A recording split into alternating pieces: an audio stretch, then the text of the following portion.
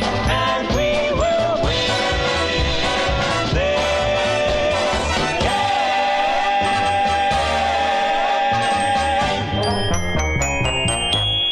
Yeah! Friday edition of the Sports Cage. Welcome. Thanks for making some time. Little on Rough Riders to get you going. What are we? A little over 24 hours. Let's call it 26 and a half hours from kickoff of the West Final tomorrow at Mosaic Stadium. Let's go. Giving out cowbells. If you didn't tune in yesterday, CKRM and the Riders. About 10,000 of those bad boys. Let's make it loud in there. No doubt about it. The weather is the topic as we go into tomorrow. And if you don't think it's the topic, go run around in a T-shirt for a bit right now. And tomorrow's going to be about twice as cold. We're going to talk a lot about the West Final coming up. We're going to hear from starting quarterback Trevor Harris in moments. Farhan Lalji from TSN is going to come in.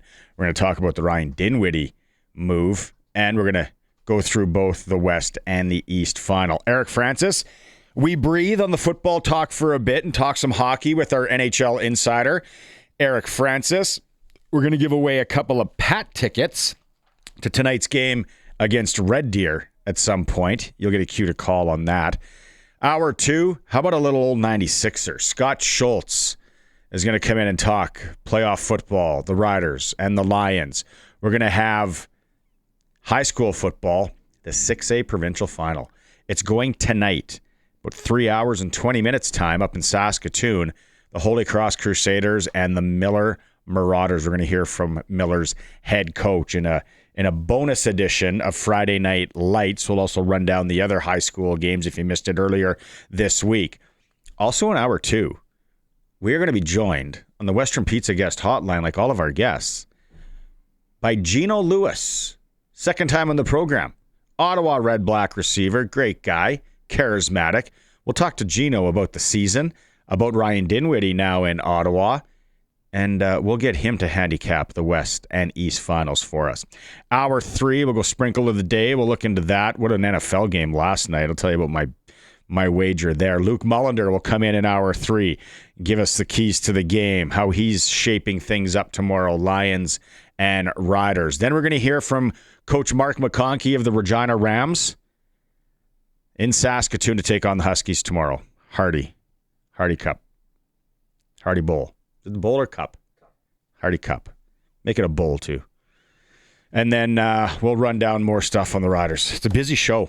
I'm all by myself. Colson's here, though, riding shotgun. And yes, text messages already. We are giving away our last 2 tickets to the West Final tomorrow.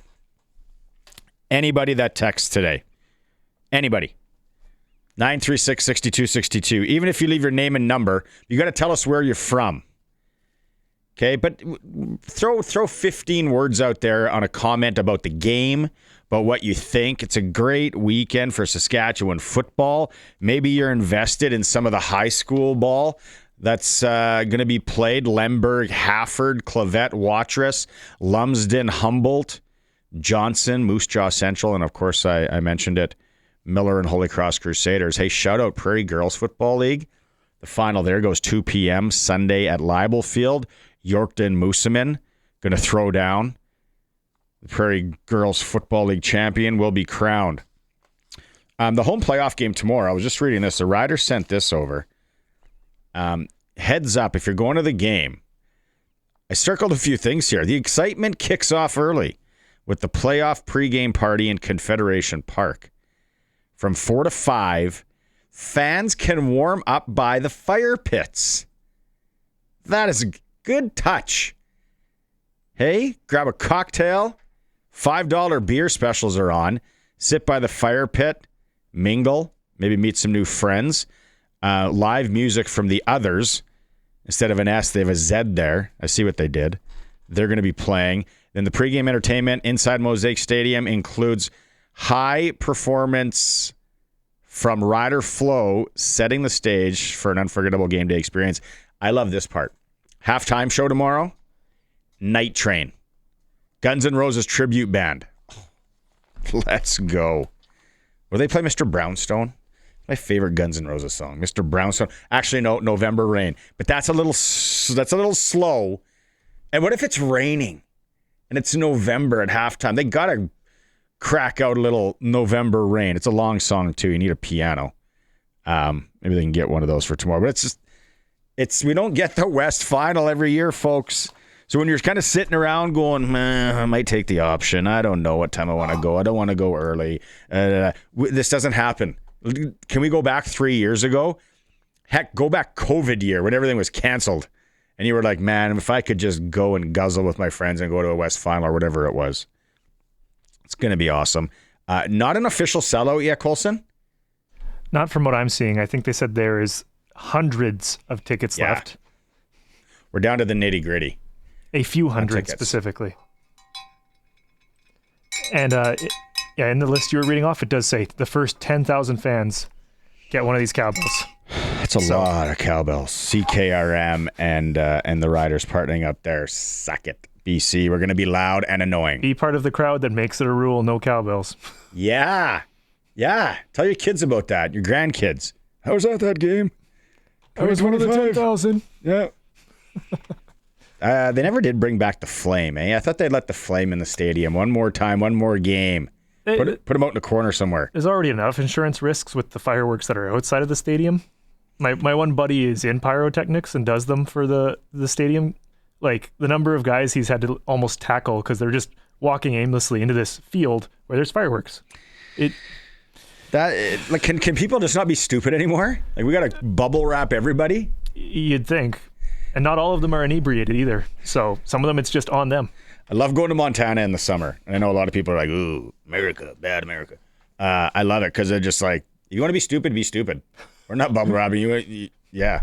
Here, we're a little bit different. I think the flame, we should have brought him back. Maybe they'll allow him at the Grey Cup. Put him in the corner, light up the dome again. Shoot that thing out. Lots of fun. Okay, Rider audio here. Tomorrow, Trevor Harris, he was asked, I think AJ Ouellette's going to be huge. I think Thomas Bertrand-Hudon could be huge. Just my hot takes. Don't have to agree with me. Just got to, you got that gut feel. Cold, run them both, run them hard, run them often. Trevor talks about how big AJ Ouellette will be tomorrow. That's why you get guys like AJ, right? And I remember hearing a whiff of us possibly getting him to come here, and I was like, man, maybe my son TJ was right, and doing all these AJ Ouellette highlights from 2023, running around our living room, and had a conversation with him, and I just remember thinking, like, this is the guy you need. And AJ's an underappreciated running back in terms of people don't realize the other things he does aside from running downhill, and everybody just thinks he just runs people over. And even he's staying at my house right now. He tries to run me over in my house. He just can't help himself. But he's tremendous in pass protection as well. He's a really good receiver out of the backfield. He does a lot of little things for us, and he helps hold that room to a high standard as well. And so he's a leader in his room. He's great for our locker room, and just don't tell him I said all these nice things about him. I want to know more about these bunking arrangements. Roommates, housemates. AJ's in with the Harrises. Is that a couch? Is it some sort of pull-out? Maybe a futon?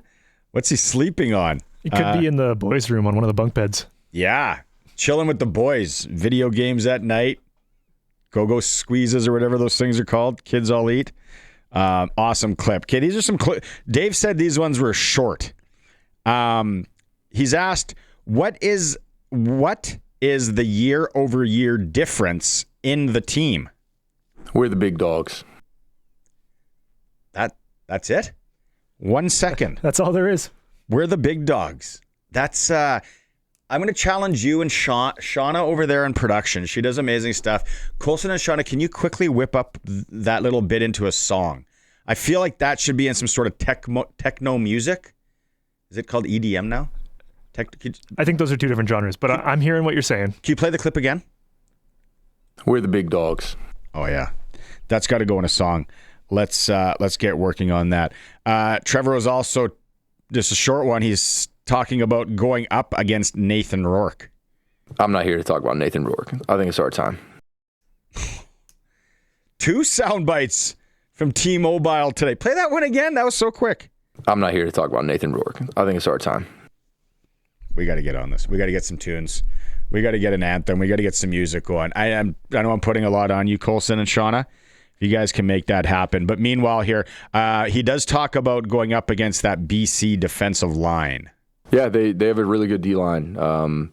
Tavai, Betts, and 98 off the edge, and Hendricks, and they've got guys that can move around, and they've got great blitzers, Mike Hallway and Woods and Hladek, and they've got tons of guys that kind of move around, play well. Deontay's a heavy hitter, and so they've got guys that can bring pressure and do a lot of pressure things, and Benny does a good job mixing up his zones and pressures and personnels, and they keep you guessing. And so if you're not careful, they can really make you hurt. And so it's on us to make sure that we're being efficient, staying on the field. Obviously, we're going to want to run the football.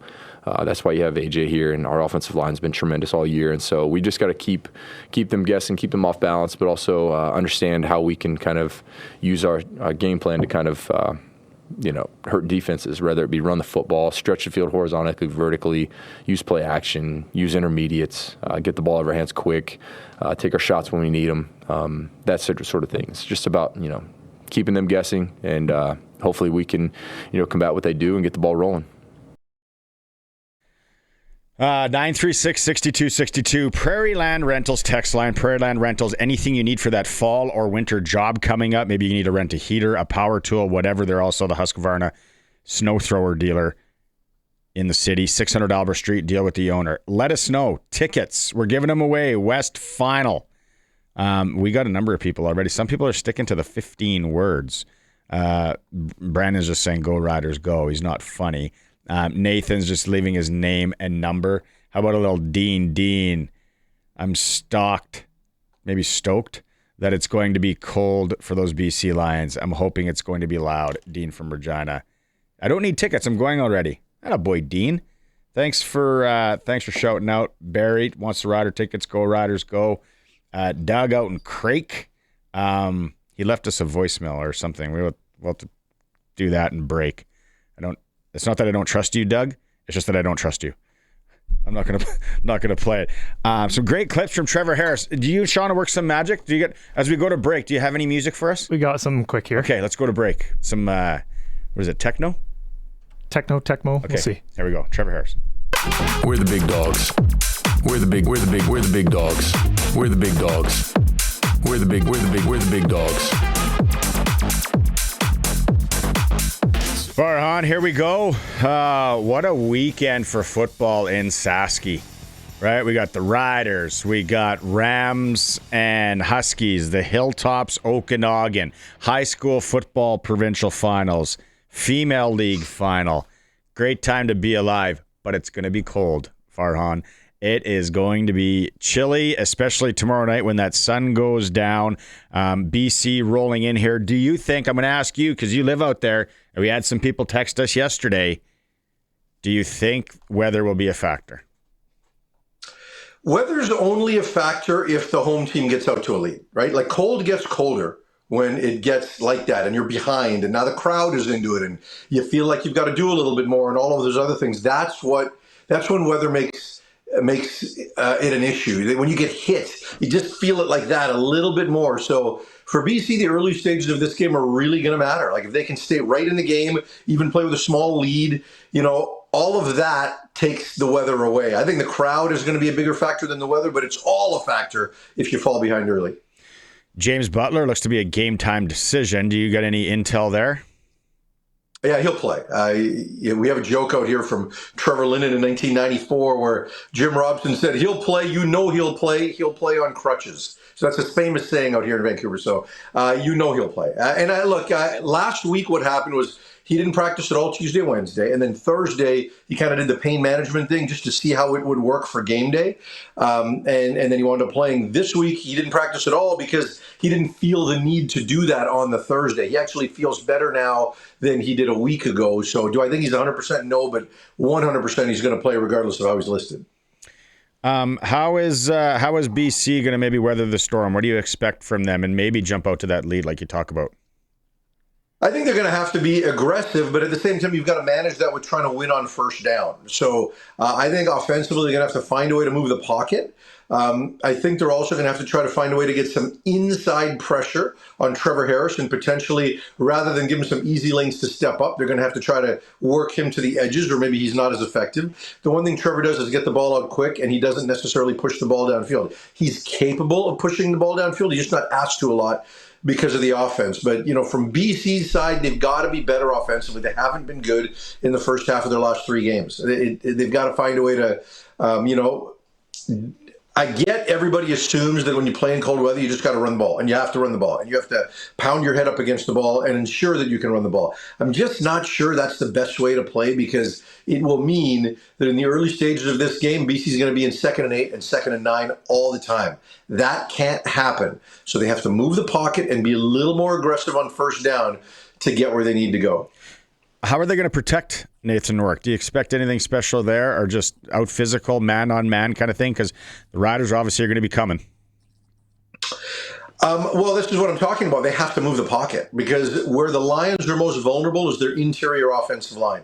Like the right guard is really struggling. The center's been okay. The right tackle's been okay. Left side's pretty good.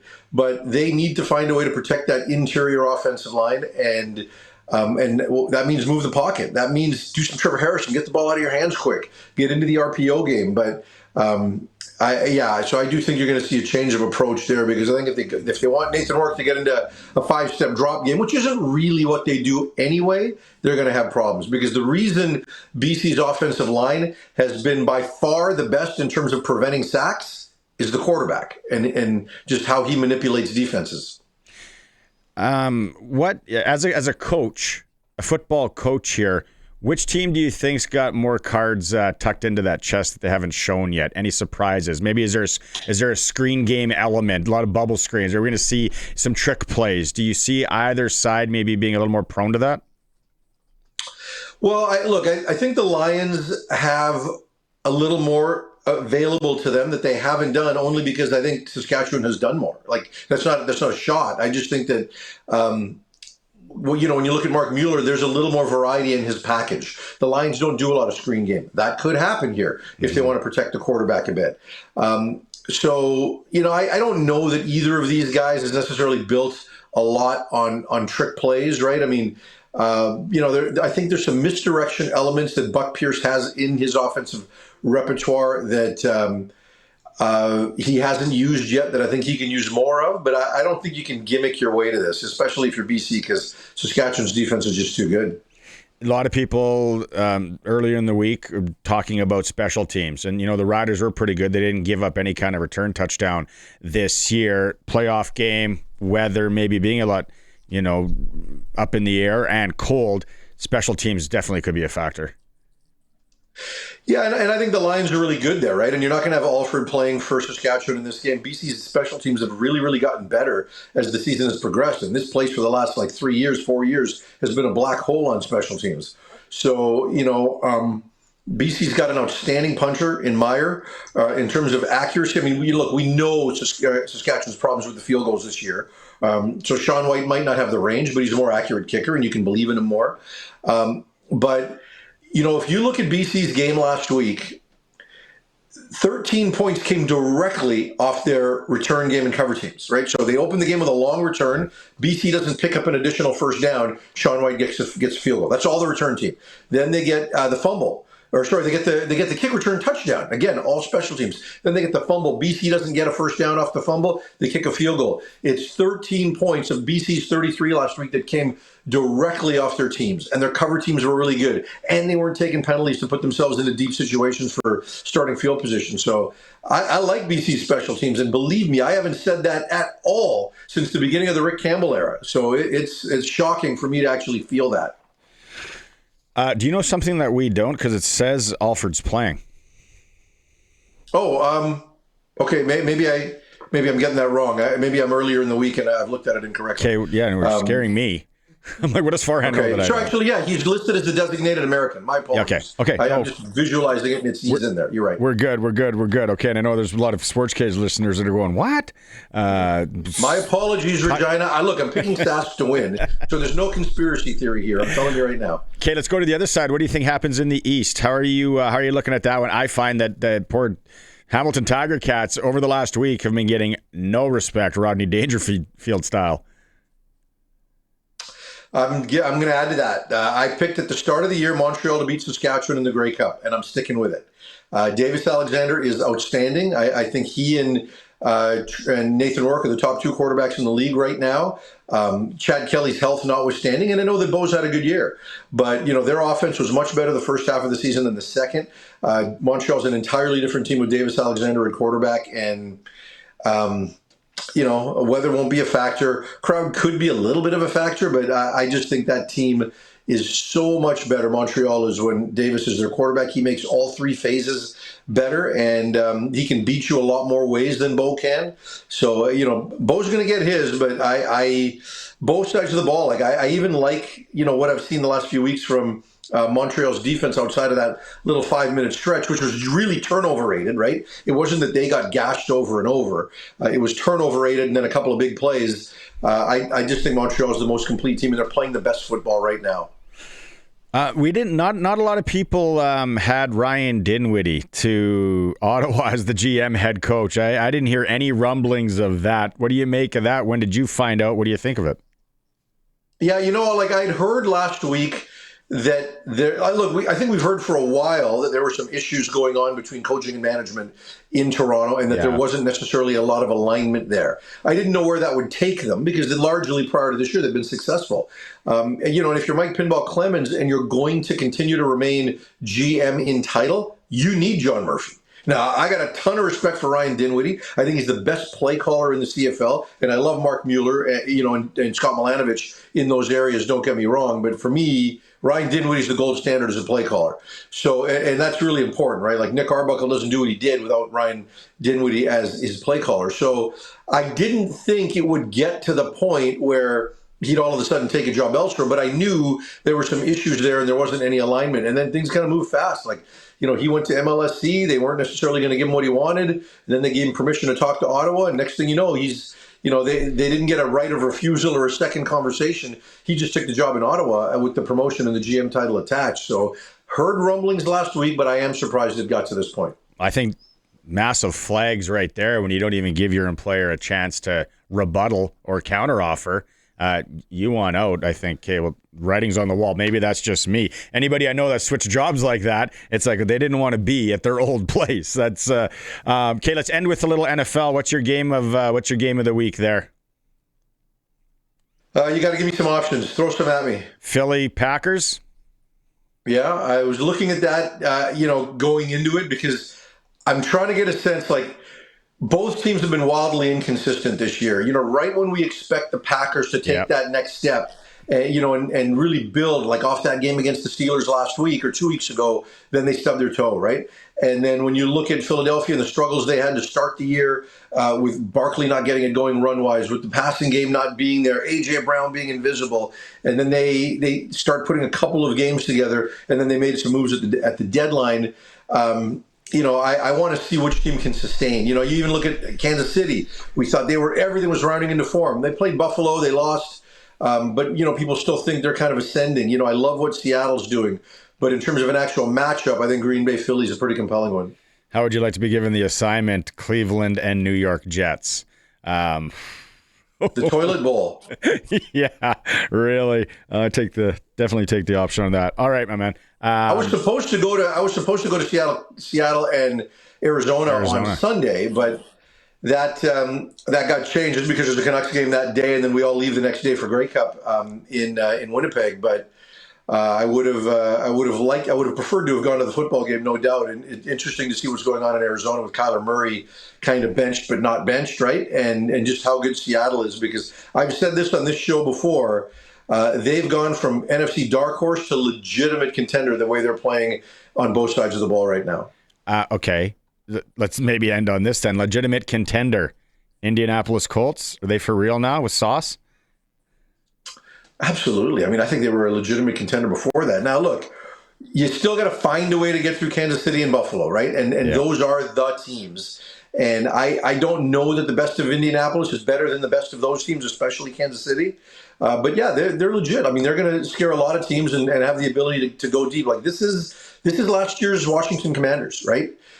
They are legit. And if they wind up losing in an AFC title game, you're going to look at them and say, whoa, like we need to pay attention to this team for quite a while. Like that's a complete group, right? Like when you look at all the weapons they've got, from Danny Dimes to Jonathan Taylor to Tyler Warren to, other pieces in their receiving core and how their D's playing, like that's a legit team. At some point, I think experience will trip them up against one of the big two, but they're legit. And they may, and with Washington, they were a ripe candidate for regression. Dimes and Danny Dimes and Jonathan Taylor and a lot of these players aren't kids, right? They're meaningfully in their prime. So they'll be here for a while. They're not going to regress fast. I can't believe you're calling Danny Dimes offensive weapon. It's like what happened in the last 12 months. It's right. It's wild to watch. And I wasn't a believer. I never was. From the moment he got drafted, I predicted everything that was going on with the Giants. I just never thought he was that good. He has proved me wrong, and it just shows you that NFL quarterbacks take a while to develop, and they are rarely given the time to do so.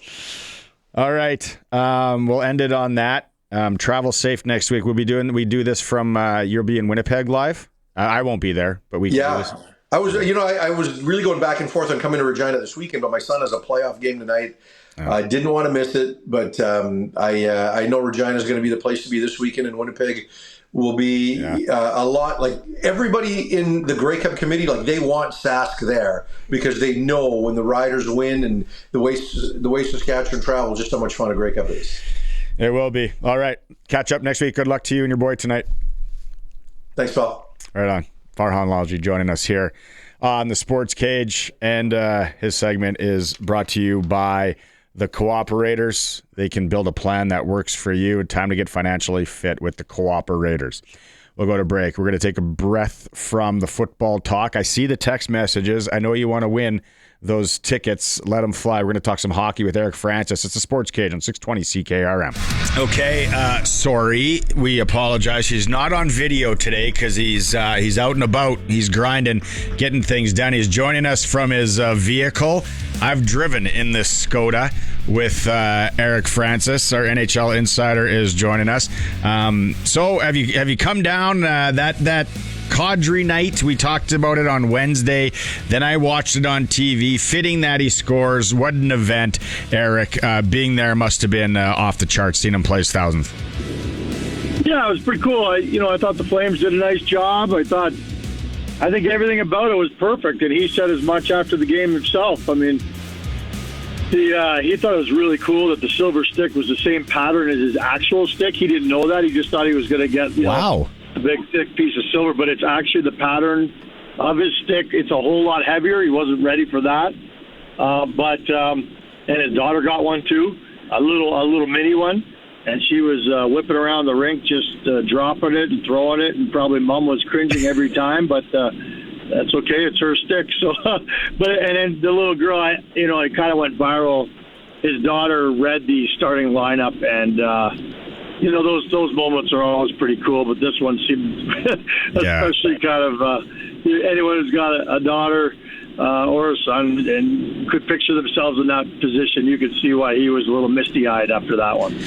I saw the putters. You talked about the Scotty Cameron putters that he gave to all of his teammates, and then when you guys were doing your hit, you actually had video of it. Those were a lot nicer than I thought. They were engraved with the K and the 1000 thing. Well done. Yeah, I mean, with teammates like that, I don't know. You bought me nachos. I don't. It's kind of not the same thing, but Jonathan Huberdeau laughed. He goes, "It's kind of weird that he's buying us gifts. Like that's not really the way it's supposed to work."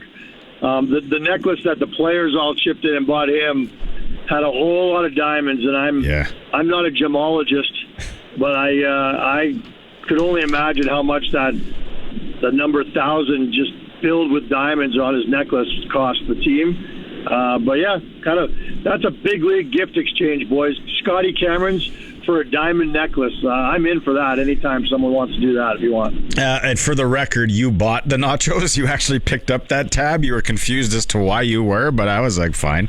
That's all right. Maybe it's because I'm in Calgary. You got all that Calgary money. I'm okay with that. Why does it make sense for the Flames this year to trade Kadri?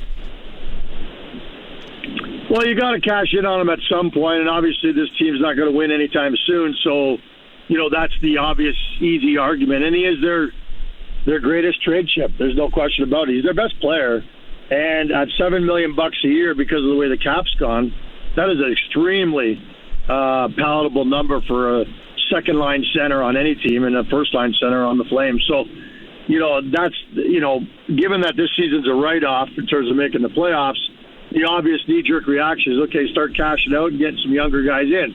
I get that. But the flip side of that is that he's your best player. And you also have to preserve the culture in a dressing room and have some semblance of winning in your room, moving forward. You can't just, there's a large contingent of people in this city that are on Team Tank that just want this team to win 10 games this year and have the best shot at Gavin McKenna in the draft lottery. But it's just not as simple as that. And look, I'm all for them trying to get that number one draft pick. Don't get me wrong. I think it's the smartest move they can make now to salvage this terrible season. But I just don't know if now's the time to trade Nazem Kadri. And, Murray Edwards, the owner, has now been it's been reported that he's saying there's no way we're trading Nazem Kadri. I can tell you from talking to management, they have no desire to trade Nazem Kadri anytime soon. The question to me is, will he come to them and say, guys, I love my time in Calgary, but I want to go win again, and maybe force their hand? That would be the only scenario with which they would trade Nazem Kadri this year. Okay, we're sending you to Toronto. No, I said I want to go win again.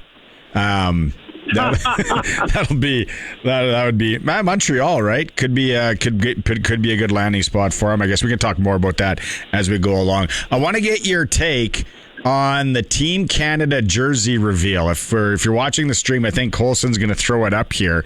There's a black, a red, and a white Team Canada jerseys for the Olympics. I think the women are wearing the same as the men. Obviously, they were just talking about the men. You had a chance to look at them, Eric. What do you think of those jerseys? Well, I love the way they did the reveal. They basically just showed us the way they revealed it to the actual players at that orientation camp. So I love that.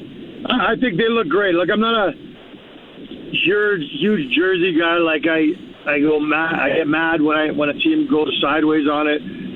I think that they look really good. They're really classic. They're classy. They're clean. They're crisp. I don't know. Those are about the only words I'd use to describe what I'm looking for in a Team Canada jersey. I don't want them going off the board. I don't want them trying new things. I want the maple leaf on the front. I want red. I want white. I like black too, but the red and white, they're classic, crisp. I got no problem with it. Like, what are you hearing from people? I can't imagine there's anybody who's like up in arms over them. Oh no, there's obviously some people that's like, oh, I don't like those jerseys. What are they doing? It's like, come on. They, like you said, I think the kids use the word clean and crisp. Yeah. They slap. The kids would say, you know what would have been cool? If somehow, someway, remember back in the 87 Canada Cup or 88, how we had the white jersey. We had the red too with the maple leaf, but they had blue pants. I always thought that was weird that Canada wore blue pants in that. That was a bizarre stretch. Yeah, I do believe that. Was that 87? I was there in 87. Yeah, Hamilton. Was like, yeah.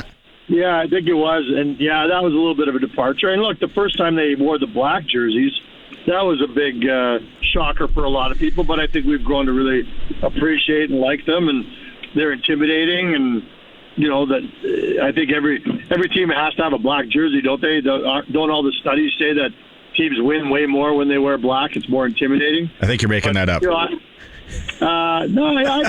I'm pretty sure I saw a study. It wouldn't have been a scientific one, but anyway, it was all in vogue at one point in time, and so I think that the leaf, if I were to use the word, I'd say it pops.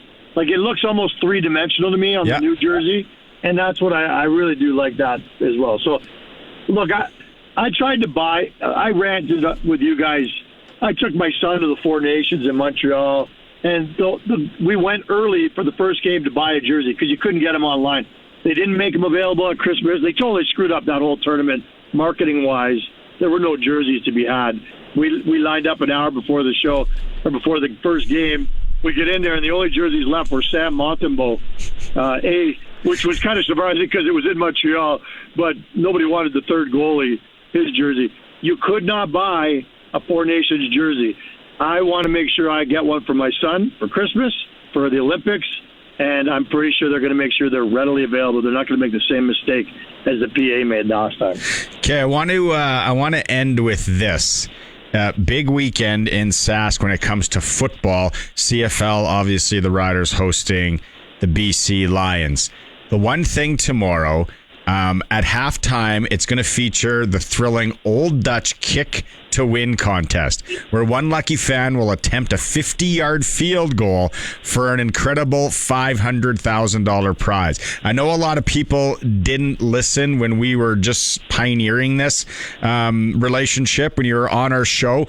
But what's the story quickly in 30 seconds or a minute where you kicked at halftime and won a hot tub? I won $50,000 at a Stamps game, and it was a contest they'd been running for a decade in Calgary. One lucky fan would be drawn at a sporting goods store, and then he'd have all week to practice if he wanted. He'd go out, kick it with his toe, it'd go 5 yards, everybody would boo. And so I kind of approached him and said, look, I've never played football, but I played pretty good level soccer. Like, I think I could miss it left, right, maybe a little short, but at least I'm not going to get booed. Anyway, they rigged it up, so I kicked on behalf of a fan who missed right before me, and it was during a TV timeout live on TSN. I hoofed it through from 48 yards from the sideline, too, which made it even a little harder, but put it right through, $150,000. The arrangement was if I got it, I'd give $25,000 to the fan and $25,000 to charity. So I didn't think there was anything in it for me. If I did, I probably would have kicked it 5 yards and got booed. But I ended up getting a tax receipt for like $13,000-14,000. And when you're 26 years old, that's like winning the lottery. So I ran out and bought the biggest, most expensive hot tub I possibly could. And every time I soaked in it, I thought of that kick, and we'd laugh, and it's good. And I've been a hot tub guy ever since. And so when I see this Old Dutch thing, I just go, yeah, well, whatever. I can kick that with my left foot. Just give me a shot. Just put me in, coach. Oh, what a way to end the week. Great story. I love it. That one never gets old. All right, my man. Have a good one. What's up? I have to add, sorry. I did parlay that into a tryout with the Hamilton Tiger Cats the next year, but that's a story for another day. And I played 2 games in the CFL, retiring with the highest kicking percentage in CFL history, 1-for-1. We'll tell that story maybe on Wednesday. Didn't you say you have some video that we could run on that? I'll send it to you now. I always have that ready. That's one of my favorite videos in the world. Ronnie Lancaster was my coach. Yeah, it was a good time. Okay, we'll share that one on Wednesday. All right, buddy. Have a good weekend. We'll catch up next week. See you, man. Cheers. Inside the NHL with Eric Francis. Always a blast. Brought to you by SportsSelect.com. Right now, nowadays, you can just simply make your picks online. You get to generate a QR code. Then you can lock in your bet at your local Lotto Spot retailer. They scan it, prints out the ticket. If not, you can still do the old fill out the slip thing like I do. The other thing, too, check out the futures. One thing a lot of people don't know about Sports Select these days, the future bets. And when we were talking to Farhan there, Colson, I went on to Sports Select and I was like, I wonder where Indianapolis is on the futures to win the Super Bowl. But you can bet them to win the AFC if that's what you want. $9.75 they're paying. So if you're a Colts fan, you want to take some of that action, SportsSelect.com. You can get the QR code. You can play a future. Put down what you want, and there you go. You got your Colts locked in. All right, we're going to come back. I think we got more Trevor Harris clips and more Trevor Harris techno music I don't even think it's called techno anymore. If you didn't catch us at the start of the show, it's pretty fun. And then keep the text messages coming for the tickets. 936-6262. If you want to win our last 2 West Final tickets, we're giving them away today. Colson's documenting everything. He's got them in his hands. We just want you to text in. If you want to let us know what you think about the game, the weather, how it's going to go down, you can do that as well, but leave your name, number, and where you're from. It's the Sports Cage. We're going to come back, Sports Ticker, and a whole lot more. Streaming at our YouTube channel, sportscage.com. Riders releasing the depth chart for tomorrow's West Final. Keyshawn Johnson, Ajoa Joe, Philippe Gagnon, Mitchell Picton among those that are out tomorrow. Team White, Canada, Maddox Schultz and Liam Pugh, they are in tough. They're down 7-6 to the Americans late in the third period at the U17 World Challenge. Later, it's Canada Red with Chase Serkan from Regina up against Chechnya. Western Hockey League tonight in town. Regina Pats welcome the Red Deer Rebels. You want to go to that game right now, 936-6262. We have a couple of tickets for you. Other Sasky teams playing. Moose Jaw's in Saskatoon. Swift Current welcomes Calgary, and Prince Albert is in Spokane. SJHL, Kindersley at Warman, Weyburn and Melville in Weyburn, 7 p.m. Good one there. And Yorkton is at the Battleford. Saskatchewan Junior Female Hockey League regular season. Taylor Toyota Lynx and the Regina Wild, 8:15 puck drop. Prairie Junior Hockey League. Pilot Butte Storm is in Carrot River, 7:30. Fort Knox and Moosomin in Moosomin, 8 p.m. And Jason Ackerman lost his early game today at the Canadian Mixed Curling Championships in Assiniboia. It takes on Manitoba this evening. In hour one, it's brought to you by Bundle and Save with Reliance Heath. Rent a new water heater and softener together and get $400 in cash back. Call on Reliance Heath today. Okay, we had some fun earlier. If you didn't catch the start of the show, Colson, can we play both of those? Oh, okay, we can't play them. We had a couple of Trevor Harris clips that are funny.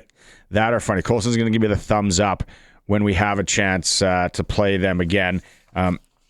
Playoff game. So if you're wondering, tomorrow, as I understand it, the Rams and Huskies game, if you're going to be going to the stadium maybe a little bit earlier, they won't be having it on the Jumbotron. This is a CFL game. They take it over from the Riders. So the way I understand it, don't expect to go there maybe and have the Rams-Huskies game on. You'll be able to listen to that, obviously, right here on 620 CKRM. But it's going to be buzzing tomorrow, maybe a little bit chilly, but Confederation Park from 4 to 5, they're going to have fire pits and warm up around the fire pit. $5 beer specials are going to be going, pre-game entertainment, and then at halftime, I mentioned this earlier, Night Train, the Guns N' Roses tribute band, will be playing. That'll be fun. First 10,000 fans through the gates. That's right. You get a 620 CKRM cowbell. 10,000 of those. That's awesome. So, BC, you're going to be annoyed. That is all right. Anything, Colson, yet? All right.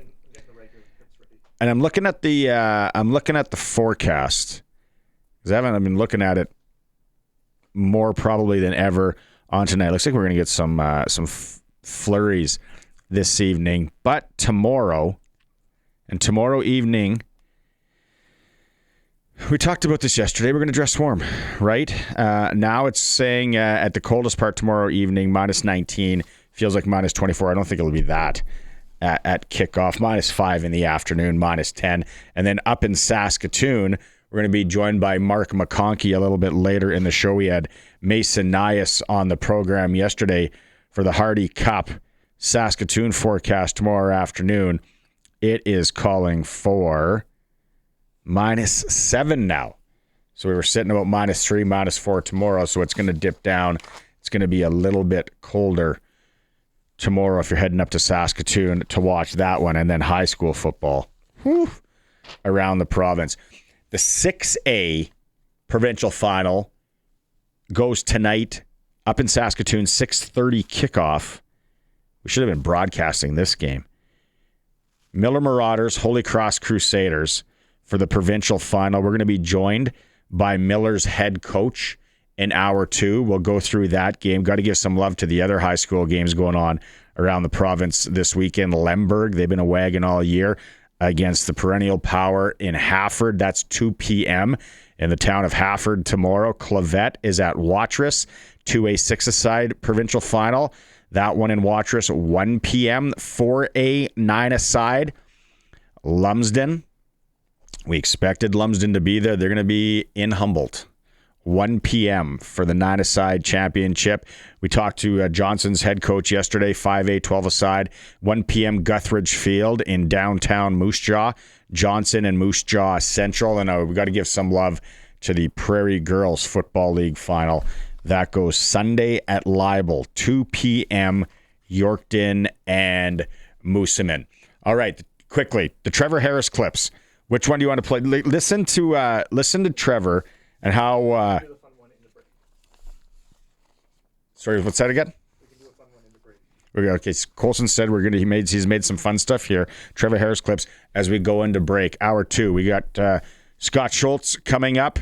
High school football and a whole lot more. Here we go. We're the big dogs. We're the big dogs. We're the big dogs. We're the big dogs.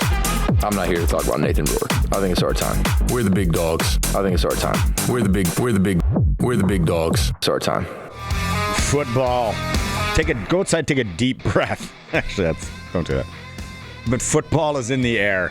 That crisp fall weather. You gotta love it. Whether you're getting ready for the provincial high school football championship starting tonight in Saskatoon, going all week. Obviously, the Rider game. Rams and Huskies. Coach McConkey is going to be with us in hour 3. Devastating news for the Rams with Marshall Erickson out, but we'll figure out what the game plan is now up against the Huskies. We had some slight problems here, technology-wise, but we're all good. Colson's got it under control. So we still have those Pat tickets for tonight. 936-6262, you got to call. Caller number 17 is going to win them. 7 p.m. Pats and Red Deer tonight. Colson will hook you up. Someone on the text line was asking about the SJHL report. That was yesterday. You can go back and yesterday's show was awesome. Front to back. If I had to be honest, probably the best one in the last couple of weeks for me. Lots of fun with Jake Mayer. Lots of fun with everybody that joined. But we had the SJHL report. You can go back and listen to that. It was yesterday. The commish was on. Our SJHL report always brought to you by Chad Reach, Senior Wealth Advisor, GP Financial Services, and Avisa Wealth. He's locally owned.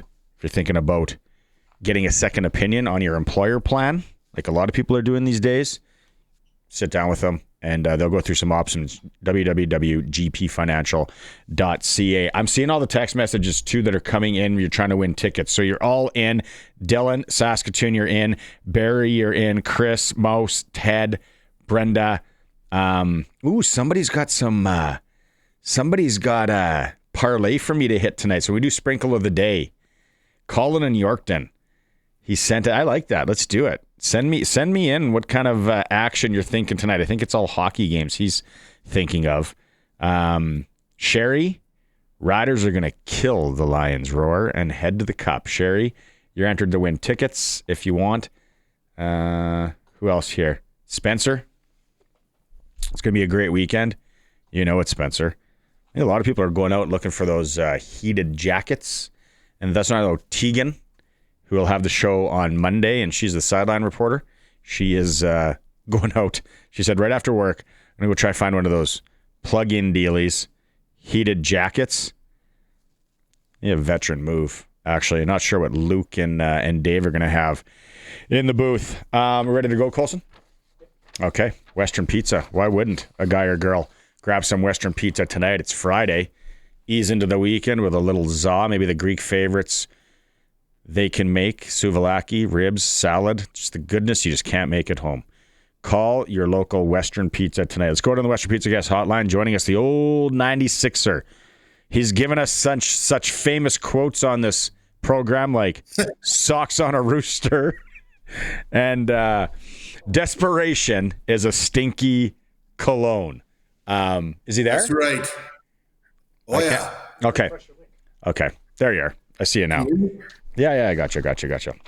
Awesome. Hey, Schultzy, though, what a weekend for football in Saski, right? Like everything going on. Well, listen, this is a Sask football weekend. It isn't just the Rider weekend. I mean, you got the Hilltops, the Huskies facing, or the Hilltops facing the Thunder. No, they're not playing. No, the Okanagan. Okanagan, that's right. Then you got the Huskies and the Rams. I mean, the pipeline is alive for Saskatchewan football. We don't just watch football; we produce it. There's a quote right there. And then at Guthridge Field tomorrow, we got a little 5A provincial, right by Lakeview Insurance there in Moose Jaw Central and Regina Johnson, 1 p.m.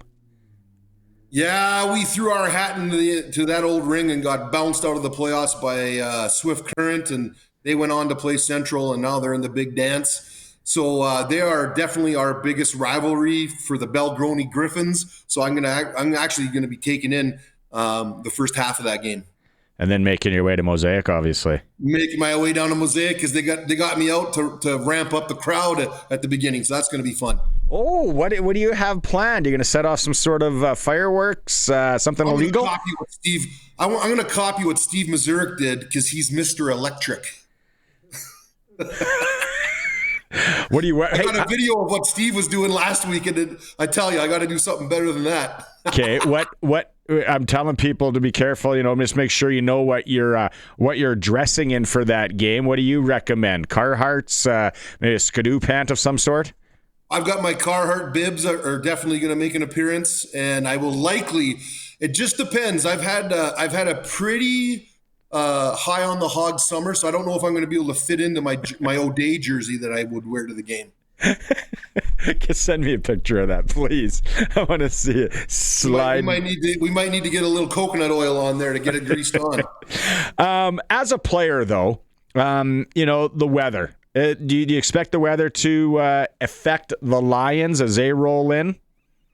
Well, you know how that goes. I mean, the thing with the weather is, BC, they play in a coastal, climate that is very mild. So the first quarter is going to be tough for them, but then there'll be adjustments. I mean, the grip, the footing, you mentioned it coming in, the breathing, all those things are going to be in play. And for us Sasky boys and the guys that have been here, that have been experiencing it, it won't be a big deal. They'll be out there ready to pin their ears back and get after Rourke for sure. What's the coldest game you remember playing in? Well, you'll remember it. This was a big one. That was the 2003 West semifinal against Winnipeg in Winnipeg, and you'll remember that was the infamous. That's what started the Banjo Bowl. That's when I got a sack, and I celebrated by playing the banjo, and all my defensive line guys got around and were playing the old picking the banjos like we're at the Grand Ole Opry. That game was minus 20. Yeah. It was rough. And a lot of guys will remember guys like that I played with and are still friends with, guys like Husey and O'Day and McCullough. Like I was like a kid in a candy store because we got all of our new fit and grip before the game. And so I've got Lon Johns, I've got the blacked out face mask and all that. McCullough dared me to go down and buy some stuff from the commissary at the hotel. I did that.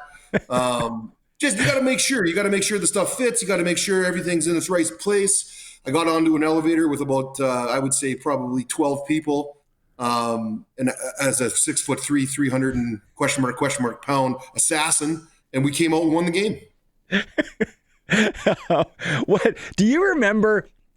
Do you remember any guys in any of your cold games, that one or any of them, guys on your team or guys from other teams kind of being like mentally disturbed right with the weather right out of the gate? Oh, you see those guys pacing the sideline, thinking about Florida. I mean, every roster's got a few guys who lose the fight between the ears when the Celsius dips a little bit. But that's you just kind of block it out. It's kind of like the Navy SEAL thing, embrace the suck. We don't do anything unless it sucks. So it doesn't matter if it was minus 20 out there. There was guys out there with no sleeves being tough guys and leading the way. So there's going to be a lot of that, and I can't wait to point it out. Yeah, the no sleeve guy, and then by the end of the game, his arms all red, and it's like that doesn't look too good. How do you game plan? Let's put you in the coach's chair here for the Riders, defensive side of the ball. How are you game planning against Nathan Rourke?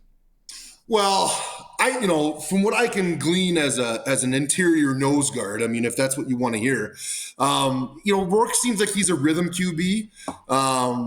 And he's deadly when he's kept clean. So the defense needs to muddy that pocket. They got to collapse it from the inside to the outside and let those ends clean them up. I expect some big push it up inside. We got to keep leverage and contain the edges so there's no free escape lanes. And then the biggest thing is just disrupting those guys. And defense wins in November. I lived that. I love it. And the biggest thing is they're going to have to shut down.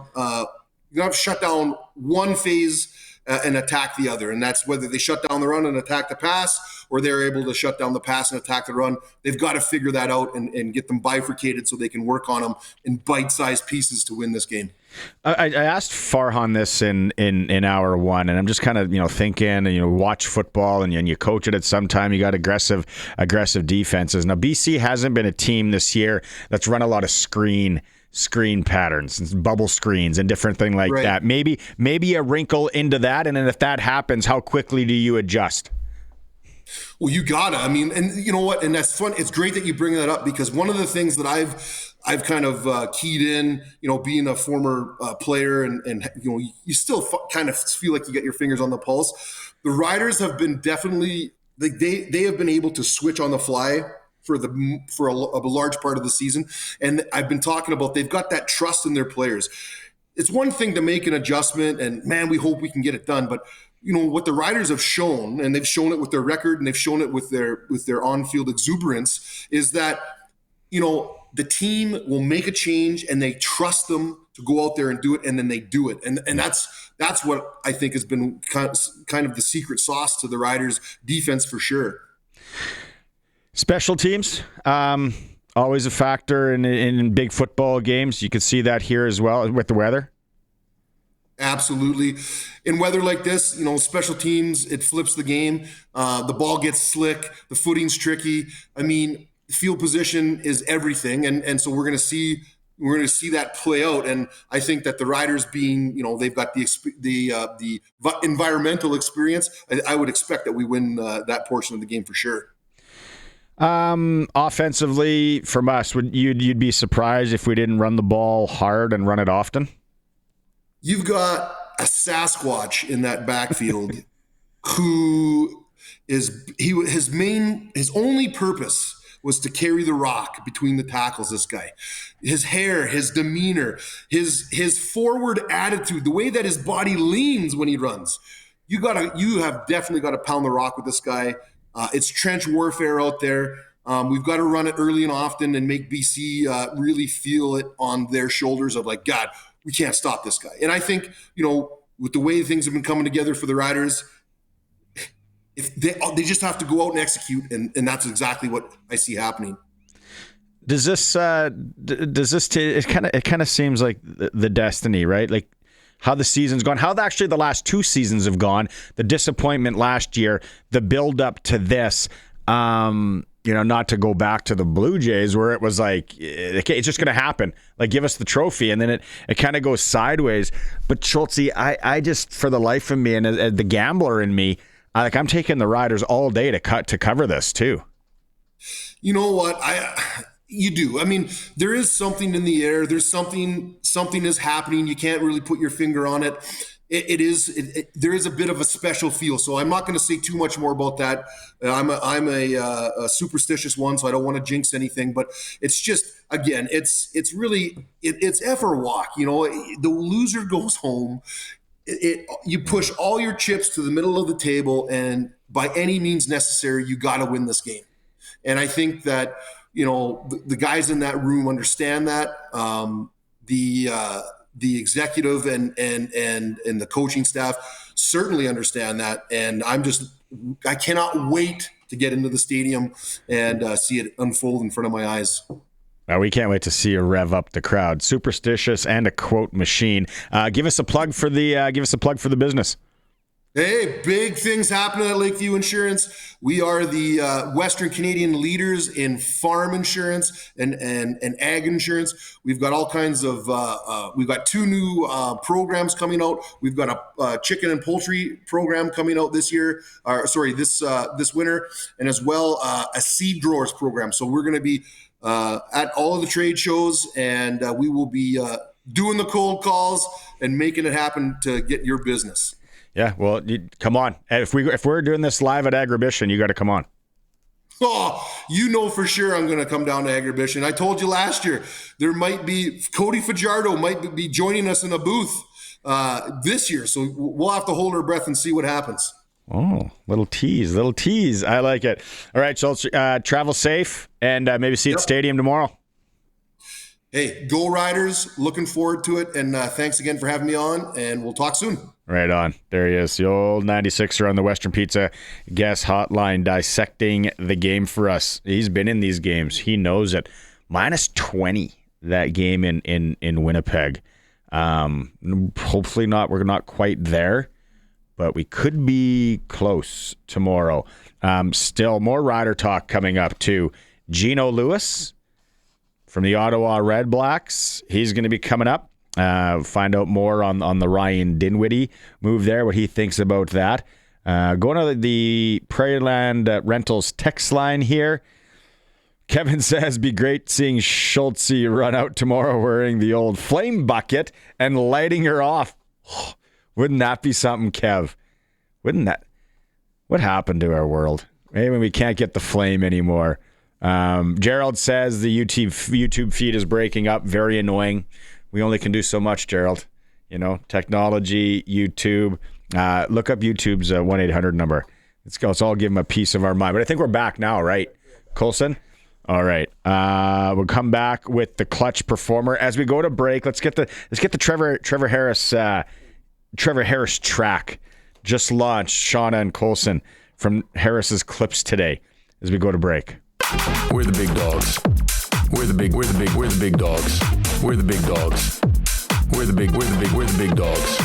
I'm not here to talk about Nathan Rourke. I think it's our time. We're the big dogs. I think it's our time. We're the big dogs. It's our time. Clutch performers.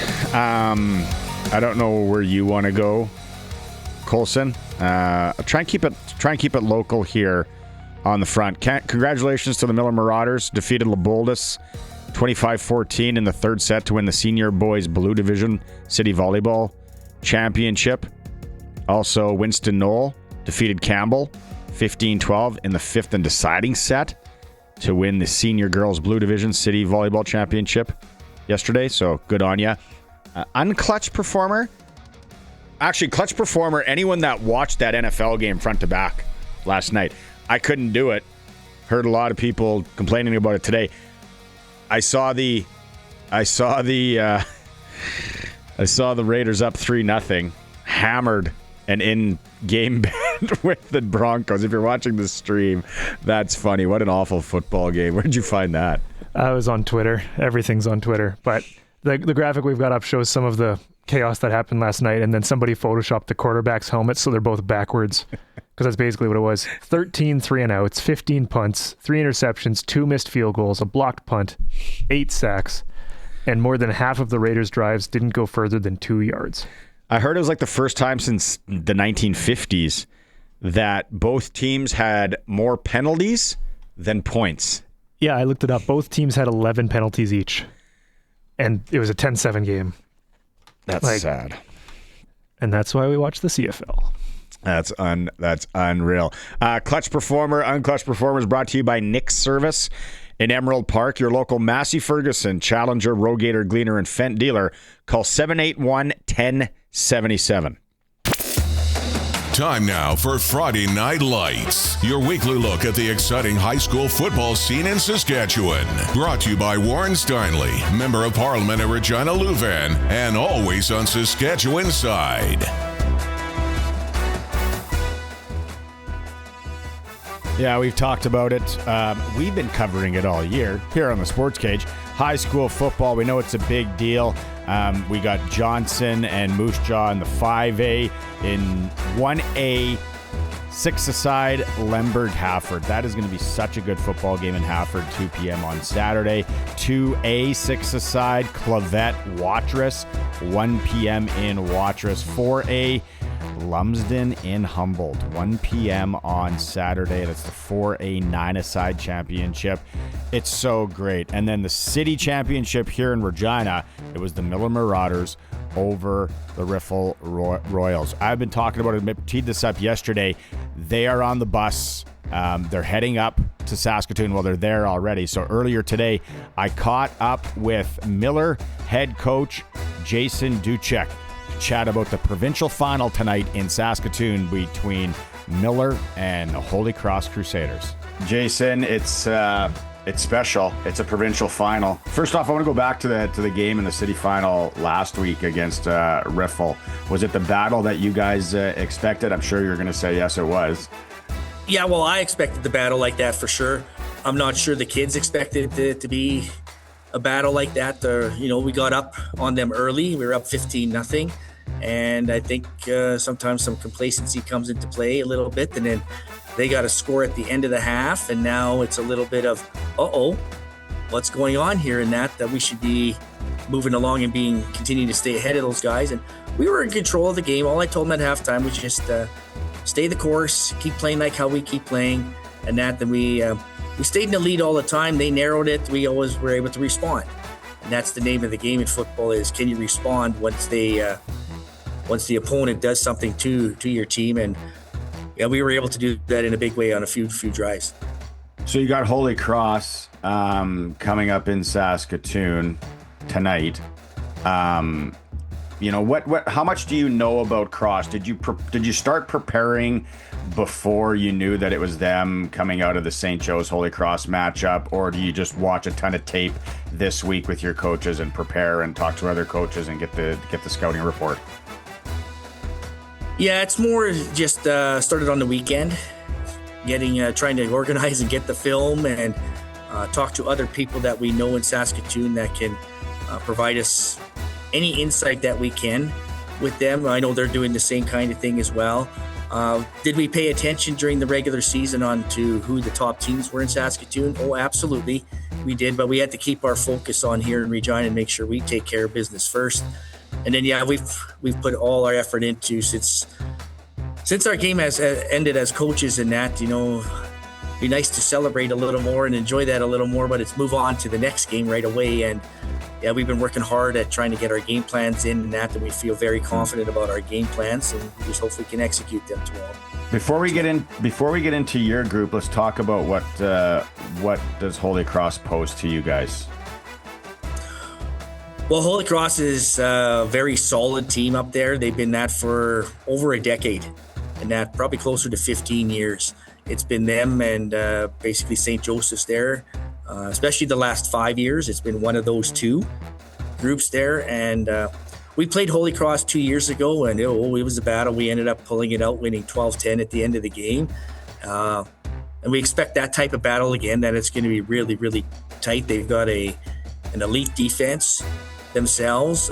We have an elite offense. So that'll be really interesting to see how that matches up. And the weather's going to be not very nice tomorrow. So that's going to even things out a little bit more. And I think the game might come down to special teams in terms of which team performs better on special teams. I think our D matches up good against their offense. This is going to be a very tight battle, and that's how it should be. It's the best of the best in Saskatoon. It's the best in Regina, and let's battle it out and see who can come out on top. Forecast is calling for -2, but windy, so it's going to feel like -8, possibly some light snow, wind 24, gusting to 41. So definitely not the greatest elements for a passing attack a lot of times. Let's talk about your special player, and a lot of people have talked about him for years in the city, and Marcus Adams Jr. Yeah, Marcus every year has just continued to expand his game and his capabilities, and that as he grows into his own body and just continues to get that stronger. But the biggest part of things this year is he's figured things out, I'll call it visually, and that he's really found a way to slow the game down at times for himself to read his blocks. And then when he reads that, then he just explodes through the hole and away he goes. And it's hard to tackle him. He's not an easy guy to tackle. And I think many opponents have figured that out. As an example, the kickoff return he returned for a touchdown in the city final game, 7 Riffle Royals missed him, and that they couldn't bring him down. And so, yeah, he's just a special player, and we hope for one more big game out of him. Let's name drop a couple other guys, or a few other guys that are grade 12s that this will be their last high school games, but guys that have been with you, and maybe the leaders on this team. Who are we looking at for Miller? Well, one of our big leaders in that is Noah Finkelday, and he's a 4-year player with us. He's a free safety receiver. Unfortunately, in the summer, he had hurt his wrist and broken it, so we couldn't use him. But the last 3 games, we've been able to use him, and in 3 games, he has 15 catches for 470 yards-ish and 8 touchdowns. He's a special football player with ridiculous speed and just great football sense. Another player we have is William Weisbeck, and these guys are all U18 players as well, and that they've played provincially. William Weisbeck is just an absolute, I'll call him, he's plays with his hair on fire all the time. He is just unbelievable for us. He's going to go on and play as a defensive back at the next level, but we've moved him into middle linebacker so they can't run the ball away from him. And so now he gets to chase all over the place, and he hits with force and that too. So he's another player that is just gigantic for us. Our center, Jackson Jelena, another player that has just come along so well through the years and put the time and effort into becoming a better football player, and just he bleeds Marauder football, it's just exciting to see that happen for guys like him and the other grade 12s, that they get to go for another provincial title here at the end of their years. What do you explain to the guys tomorrow with, and I'm sure you did this going into the city final as well, and you talked about how, when Riffle was pushing, but tomorrow with the elements, big game, lots of nerves. What's your message to the team on just kind of staying in the moment, controlling things, although it is the provincial final, which is massive? Yeah, they all know the stakes. 2 years ago, though, remember we won 3 provincials in a row, so we still have some players who have played in a provincial final. Our quarterback has played in the provincial final as well. He's another grade 12 kid, Corbin Thompson. So they understand, they know. We've watched those games from a couple years ago and this week as well, just to see what happened and how the game went, because in 2022 we played St. Joseph's here. It was minus 20 out, and with the wind chill it was like minus 27. It was nasty, but we played really well. So all I've talked to them about is just that, okay, when we get off the bus, you can complain about the weather for about a minute, but then you got to get your focus back. They got to play in the same weather as we do. It's 45 minutes of hopefully the best football we can put together and play this year. A Friday evening game. I thought it was a little bit interesting. You've explained to me that it's kind of happened before, and there's been Friday afternoon games. Traveling up, day of, all that. How do you, as coaches, prepare them? Or are we just talking about, athletes that are 16, 17, maybe 18 years old, and it isn't going to really affect them that much because of the magnitude of the game? Well, yes, they all know the magnitude of the game, but we had a pre-run of this in week 2. Yeah. We had a game in Saskatoon against St. Joseph, so we've already done a run-through of playing a really good team in Saskatoon, going through the process of traveling up there the day of, going through all that stuff. So we learned a couple things from that, and it's a good thing we went through that, and I sort of purposely made sure we were one of the teams that traveled to Saskatoon this year to play a game, because there was the potential that I felt very strongly that we could win the cities here. So that's sort of the pre-run of that. And so it's not a fresh thing to them. They all know the whole thing, what to pack, what to go, how to be ready to go, all that stuff. So we're set to go. And lastly, Coach, as a coach that's been through it before, obviously you're always grabbing from experiences and situations, and you talked about that game that was cold up there. But what do you have to remember, you and your coaching staff, when you get into a game like this and just kind of leaning on that experience? Well, I've got quite a bit of experience myself in that. I've won 10 city titles now through the years. So I pass that on to my younger coaches. I've got a couple of coaches that have been there, and we're just preaching calmness with the guys this week. It's the end of the season. Everybody's banged up. Everybody's, no one's 100%, and it's a long season. And we've just been working on making sure that we don't bang them too much here, but just enough that we're ready to go. We've had some really good practices here over the last couple of days. And actually, it's been peaking over the last, I'll call it month, and that we've been just really stepping up our practices. It helps that we've been able to go to Libel Field to practice and be on turf and continue to do that. So, just relying on the experience that I've had being at multiple provincials, and I've been on the losing end a number of times too in that. So you've got to be at your best in these games and you can't underestimate the opponent at all. And so, but I like our game plans going into this particular game, and so may the best team win. All the best, Coach. Super exciting. We talked about it on the show a number of times. It's like the kids never forget this. Some of them are lucky enough to be there multiple times. You've been there multiple times, but it's a very exciting time. Dress warm. And as coaches, we have to dress warmer than the kids. Yeah, for sure. Have a good one.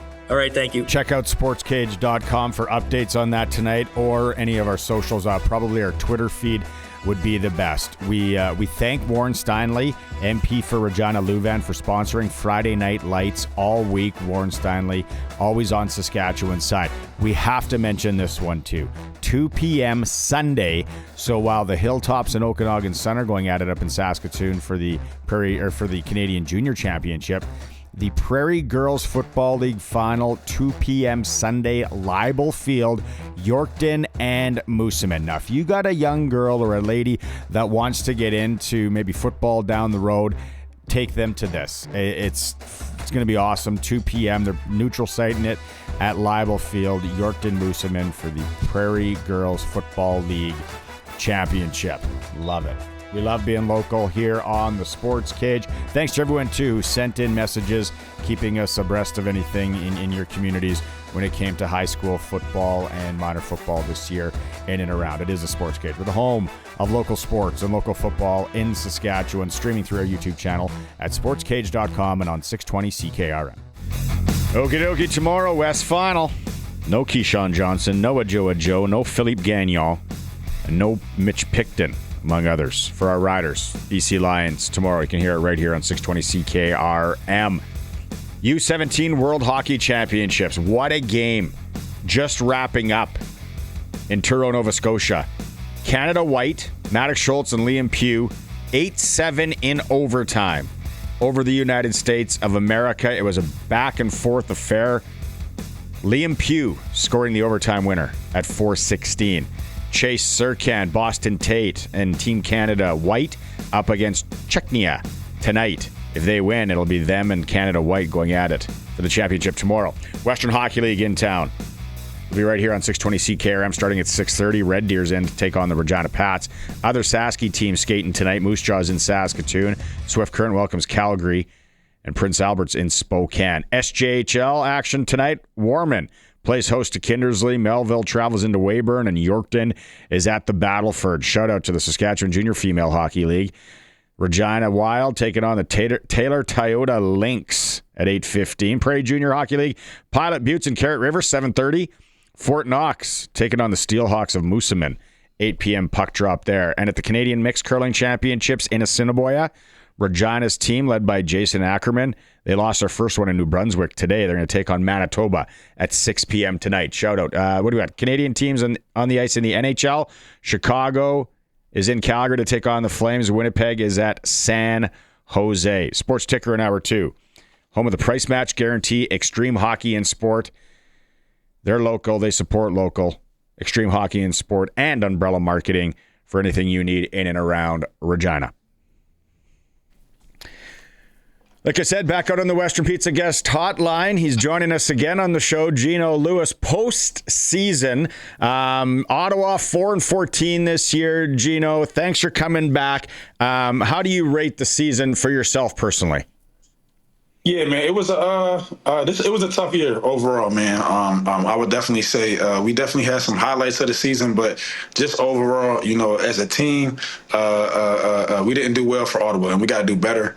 Personally, I think I did everything I could, with the opportunities that I had. At the end of the day, my goal is always to get 1,000, and I'm gonna do it and find a way any way that I possibly can. But I just feel like we had so much talent on this team that it was definitely a disappointment for sure. Just all the firepower that we had and that we could have used in a better way. Big news this week in the CFL. Ryan Dinwiddie coming over, head coach, GM. Have you talked to Ryan? Yeah, so I did go to the conference yesterday. I know he's running all around. He has so much going on. So I got a little brief second with him, after the interview and stuff like that. Just introduce myself. I've never been coached by him. I've had conversations with him in the past. When I was a free agent and stuff like that when he was in Toronto. We had good conversations back then and stuff like that. So, he has to do some more interviews and stuff like that. I think he's going to come back to Ottawa Monday. And I'm in Ottawa for the offseason, most of the offseason. So I'm going to get to talk with him, when he gets back. You know what? Like, we had him on the show here, and just watching what he's done. I remember when he got thrust into the Grey Cup against the Riders, and then what he's done in Toronto. He seems, I called him like a dude, like a dog, right? He's the kind of guy you want controlling that huddle if you're a receiver. So now that he's controlling a franchise, man, that's positive right there. Yeah, man, it's awesome. He's an offensive-minded coach too. So, for me, I love that. I always admire the way he used some of his guys and stuff like that over there. And like you said, he got that fire, man. It's a fire in people that, if you got it, you got it. And you can tell it from right there. So, his competitive nature, and, I feel like the way his mindset is about the game, like, I love that, like, because I feel like he kind of like me in a way where, like, I hate to lose more than I love to win. You know what I mean? So I just, that competitive nature is hard to find like that sometimes. Absolutely. How revved up were you for the games against Edmonton this year? Can you be honest with us? Oh, man, I was excited, man, all year round. I tell everybody, this is fun, man. This is football. Like, all these scenarios and things that happens, like, it's part of the game, and it's fun, and you want to see the results at the end of it. Like, that's what we do it for. We don't do all this talking and all this to just, there's nothing that comes from it. Yeah, it's results. But I was excited, man. I'm mad that we lost both. I am mad that we lost, but, individually, I had a couple of games where they know I'm still around. Handicap both of these for me. Let's start with the East final. We got Montreal. It's funny. I find over the last kind of week here, the Tiger Cats are getting no respect. A guy that played out in the East. What's your take on the East final? I'm gonna be real with you. I think it's gonna be a great game. I think it's just tough. Personally, on this one, I would have to flip a coin. Because I don't. First things first is I don't know. There's some guys playing. There's some guys not. We're not really sure. With the injuries and stuff like that. So, but I think it's going to be a heck of a game though. I think it's going to be a close game. But I would have to flip a coin. I got to flip a coin. I'm gonna flip the coin and let you know later. Yeah, we're the home of the Riders. So, but we want your honest opinion. In the West. In the West, how do you say? The other thing too, Geno, we're looking like -16, -17. It's going to be cold. I'm actually mad that you even said that. I'm mad that you even said that because in the West, I also think this is going to be a super good game. I think it's going to be 27-24 win. And I think Sass is going to get it because, again, I know there's some injuries on both teams that we're not sure of again. But I'm going to say because of the weather. I already know what the weather is going on right now. So, like, because of the weather, I'm gonna give Sass the edge in a 27-24 win. Okay, so what we got so far, just to let you know, on the offensive side of the ball, Keyshawn Johnson out, Joe out. I seen the Keyshawn. I didn't know Joe. The thing, what the crazy thing is, them both being out is super tough. But like, Sass has like a receivers all over, like, you know, that they can kind of just put in a little bit that have been doing well. They can step up, you know what I mean? So, and they got Trev, you know, he'll make sure he'll put guys in the right position if you need to talk and stuff like that. So, yeah, them two dudes definitely be out. It's tough, but I think they still got a chance to, you know, make it happen. Yeah, well, and if it's cold like that, I think we're going to see a lot of AJ Ouellette. Something just tells me to pound that rock out here on the prairies. I got to ask you. I've kind of been actually waiting to catch up with you again. I got to ask you about the rule changes. What do you think? Oh yeah. Personally, I'm an adjuster. Like, I always been a person where, like, whatever's going on, I just got to adjust to it, or I'm gonna be out of it. So it's like even growing up, right? Growing up, like playing basketball and playing, you know, football outside with your friends and stuff like that, I didn't care what the basketball looked like. I don't care if it doesn't have any grip on it. I don't care that the rim is a less foot. Yeah, I didn't care. So, like, for me personally, it's like this. I think some things are good for the game. I know, like, as some Canadians, they might not be okay with it, but if you're asking me, somebody that grew up in the United States and I played American football and I've been a receiver, if you tell me you give me 20 yards in the end zone, thank you. That's I appreciate it. Like, if you tell me you give me 15, I'm still grateful. Thank you. I appreciate it, because I only need 10. I've been playing 10 yards in the end zone my whole life. So it's like giving me more is just a bonus. Like, you know what I mean? So I kind of look at it like that. Like, I just want the league to get better. I want the league to, you know, keep you know, going in a direction where guys are able to keep making more money. And if guys are able to make more money from this, then I'm all for it then. Explain to Sask people, what's that fan base like that you got a year under your belt now in Ottawa? Honestly, it's a super committed fan base. They just want you to win. As every team, every fans and everything, they want that. But this is the capital, you know, so it's so much going on here. You got so many cultures here. You got so many type of people, like, and it's a fun place to be, especially when you're winning. Like, that's even what I've talked to guys in the past, like, you know, when they went on their runs and stuff like that. They tell you, like, it's a whole different atmosphere. But I love the city. I love the crowd. I love all the, you know, everything they have at the stadium, you know, touchdowns and cutting the wood and all that. It's a hell of a show. Yeah, you got to get. Don't they freeze the canal there in the winter? Don't you got to get your skates on and go skating? Actually, it's crazy. I am going to go skating. I've been skating since when I went to Penn State. They made Paluga Hall when I was there at one point in time for the hockey team, and that's my first time I started ice skating. Like, and I realized, oh, okay, you can skate a little bit. Mind you, I wear a size 15, so I gotta hope they got my skate size. That might be tough to find, my man. That might be tough to find. Hey, but you know what? You can adjust. Squeeze yourself into some 12s. Hey, make it happen by any means necessary. Lastly, Geno, I want to ask you. You said you're sticking around Ottawa in the off season. Yeah. What does the off season hold for you in the next few months? Yeah, man. So honestly, I am going to go home for Thanksgiving. I'm going to go home for Christmas. My mom's birthday is in January. My dad's birthday is in January. So. I'm definitely going to go back home for a little bit, but I'll be in Ottawa doing some stuff, doing some events here in the city. I'll probably be going back to Montreal too to do some stuff there. Just events that I do. I got my Christmas drive that I do back home in Wilkes-Barre, Pennsylvania, on December 20th. This is going to be the 5th annual year for that, so that's been going really good, man. And then I go down to Florida in February, and I go train, lock in. And get right back to it, man, and you know, just planning on going to win that Grey Cup. That's it. Wow, Ryan Dinwiddie. Now everything's up in the air. That's a beautiful thing for you.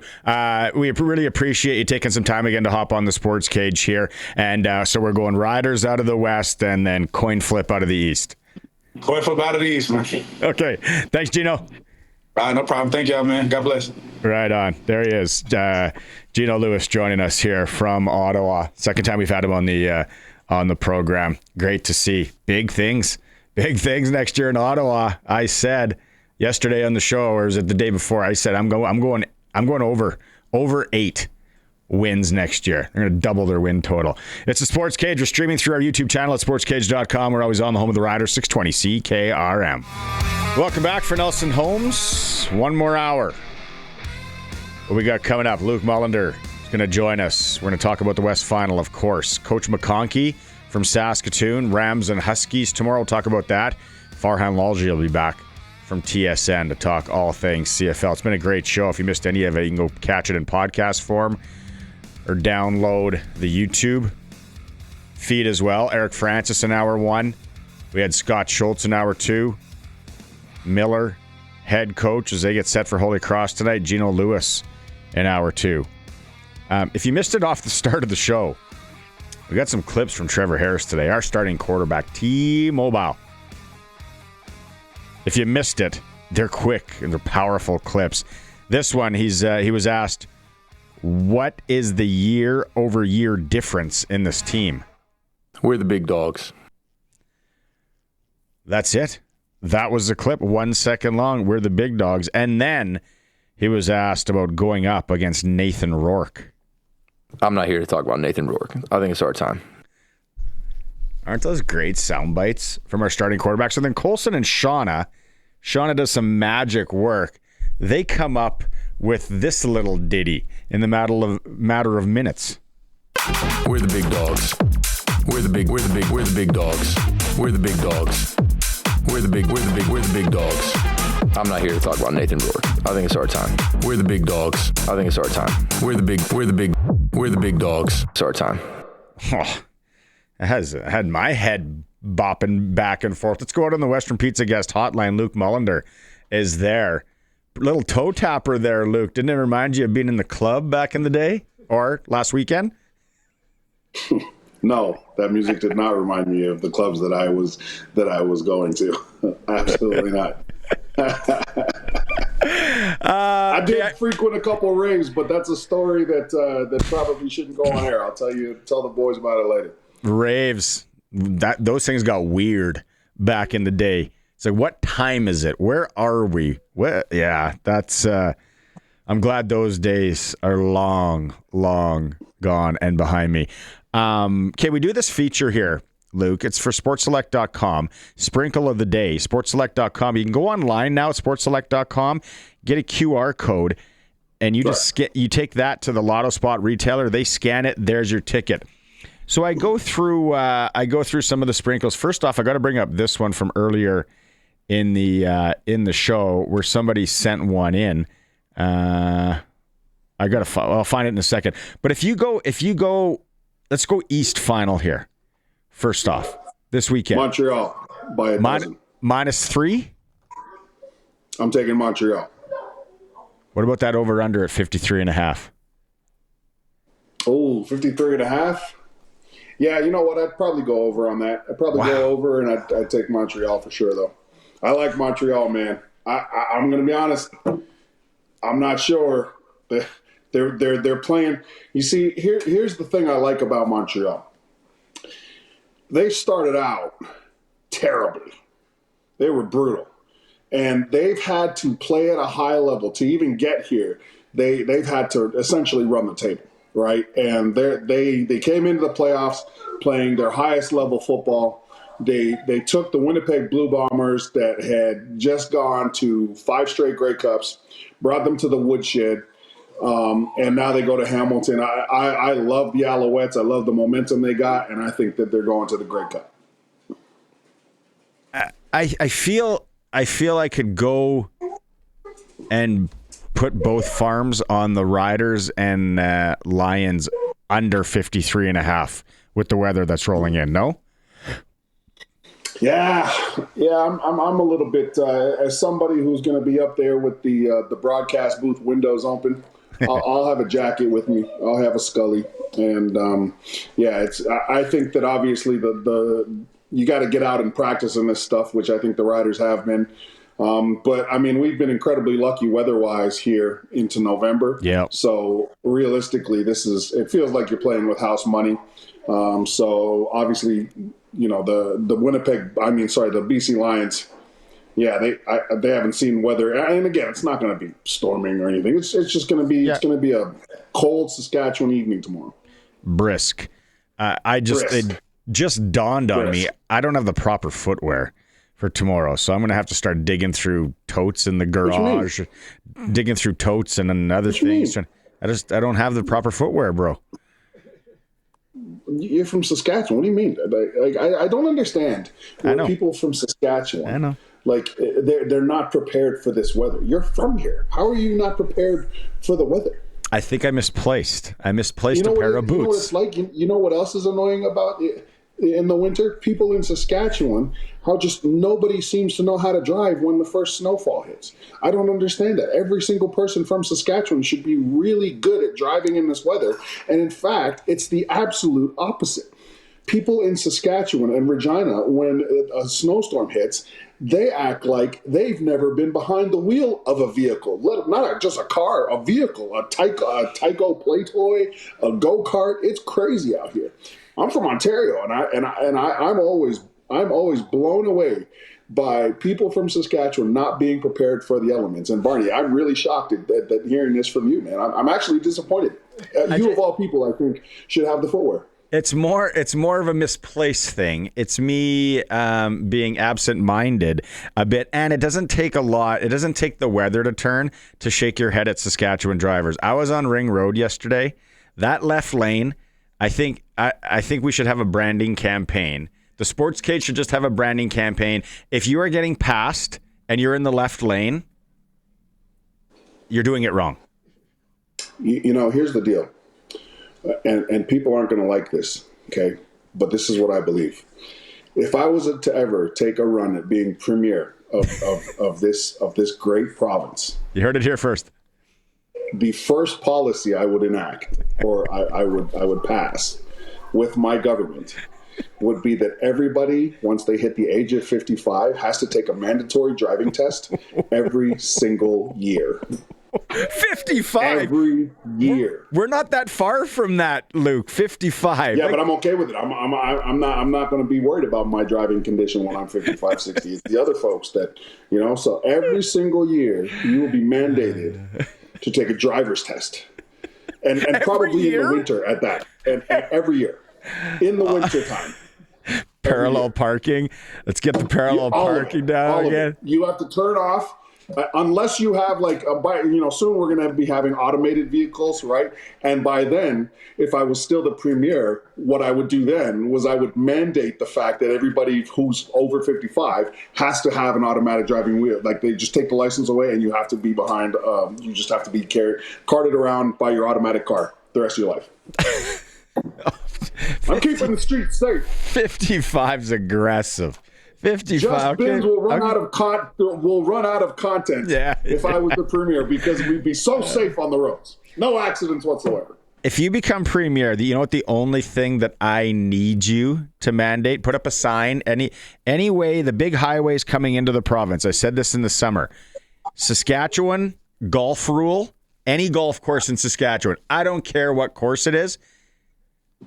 All bunkers are rake in place. You can rake and then place your ball in a bunker because our bunkers are so inconsistent in Saskatchewan. I think it should be a law. Can you make that happen if you get into office? I'll consider that, Barney, but I'm going to need a hefty donation from you if we're going to consider that. You'd have to donate to the body. I'm your bottle drive guy. I'm your jube salesman. I'm whatever you need. Okay, let's finish off the sprinkle of the day for Sports Select. Like I said, you can go to your Lotto Spot retailer with the QR code, scan it, boom, cash in hand. Must be 18 plus to play and play responsibly. We did have earlier Colin, shout out Colin in Yorkton, Pierogieville. He says, here's my parlay tonight. Detroit Red Wings win, Winnipeg Jets win, Detroit Pistons -8, guaranteed winner. I don't know enough about basketball. You're a Pistons guy? No, I'm a Raptors guy. I was a Kobe guy until Kobe was no longer with us, and then I went back to being a Raptors guy. I've always been a Raptors guy. Obviously, growing up in that area and seeing the Raptors in the Sky Dome for the first time when we were an expansion team and going from there. But you know what? I'm going to be honest with you, Barney. It's just right now it's too early for basketball season and hockey season for me. I'm kind of just enveloped in the CFL right now and the NFL. And, I need a couple months to make this transition. I'm still hurting as a Toronto Blue Jays fan with the way that we dropped Game 7. So it's gonna be a transition period for me, man. But right now I'm enjoying the CFL. Okay, let's get to our game here, and Nathan Rourke, defensive side of the ball. What are the keys for the Riders? Oh, the Riders got to prevent the big play. I actually think that this game comes down to both defenses. I think that the defense that can stop the big play is going to win, and it's a very weird dynamic to me. I think that the BC Lions have an amazing talent pool defensively. Like, they're talented, right? I think Saskatchewan's talented as well, but I think Saskatchewan has the better scheme. Mike Benavides, man, I'm excited to see how he rolls out his scheme against the Riders. I know what we saw out of Trevor Harris a few weeks ago when BC was here at the last part of the game. When Trevor Harris was in the game, he was slicing them up. So I think Mike Benavides has to have something awesome prepared. I think he's completely capable of doing that. But if there's a game where they need literally a massive lift from their coaches up and down that BC Lions squad, it's tomorrow, because the Saskatchewan Roughriders are also fielding probably their best roster I've seen since very early on in the year. I couldn't believe that Trayvon Tate was in the lineup. Trayvon Tate was having an NFL quality year for the Saskatchewan Roughriders before. He was their best offensive lineman. And this is an offensive line that has 3 All-Stars, Hardrick, Brammer, and Ferland. Trayvon Tate was the best guy before he got hurt. When I saw that roster, I was like, oh man, this is awesome. So I'm pumped up to see it.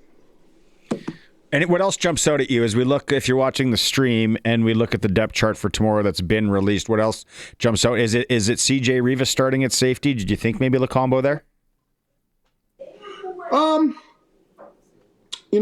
think that in the playoffs, you've got to put your best guys on the field. You've got to find a way to get the best guys in. And Rivas is a tremendously talented player. So having him on the field in some way, shape, or form is a good thing, right? Because the other thing is, you've got to have Antoine Brooks Jr. on the field too. That guy's a baller, man. He's made plays every single time he's touched the field, so you can't take him off. So you find a way to get your guy. And here's the other thing too. This is a team, and I've said this for the last few weeks, Jeremy O'Day has not gotten enough credit for the Canadian talent he's got at the wide receiver spot. It has helped them when it's come to rolling out the ratio in other spots. If you look at it, you've got Schaefer Baker, you've got Neal, you've got Emelis, all able to start. You've got Del Duncan Busby as well, right? Like, you can play talented guys and that has allowed them to be flexible in other spots. It's unheard of to keep a guy like CJ Rivas at the starting safety spot, an American, right? That's primarily a Canadian position. But when you have the type of talent in other position groups and you're allowed to flex the ratio, that's and we always talk about it, right? You got to have the best Canadians to win a great cup. I think that J.O.'s done a great job, and today's roster, that announcement, it was one of the reasons why it looks the way it looks is because this team has been able to make agile decisions when it comes to their depth chart. Would you be absolutely shocked if we don't see a steady dose of Ouellette and probably Bertrand Houdon early? Well, if you want to be successful tomorrow, you have to be who you are. And who you are is an offense that runs through number 45, period. That's it. This offense runs through number 45. He's been fantastic this year. He's stayed healthy, and they have won every single time he's played at a high level. That offensive line blocks tremendously well for him. I think Mark Mueller has schemed up some really good obviously some really good plays in tough spots. But A.J. Ouellette's been fantastic. And everything runs from there, right? And you're able to control the tempo of the game. You're able to control the momentum.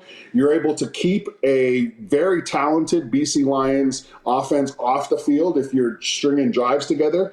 And that all comes through being able to run the football and be a physical football team. That's this offense's identity. It runs through number 45. It has all year. And so, no, I wouldn't be shocked if we saw a massive dosage of A.J. Ouellette. I think that's how you win the football game. Steve on the YouTube chat just said, well, almost what I was going to say, Robustelli is a great replacement for Keyshawn, awesome route runner, has good size and hands. Yeah. Yeah.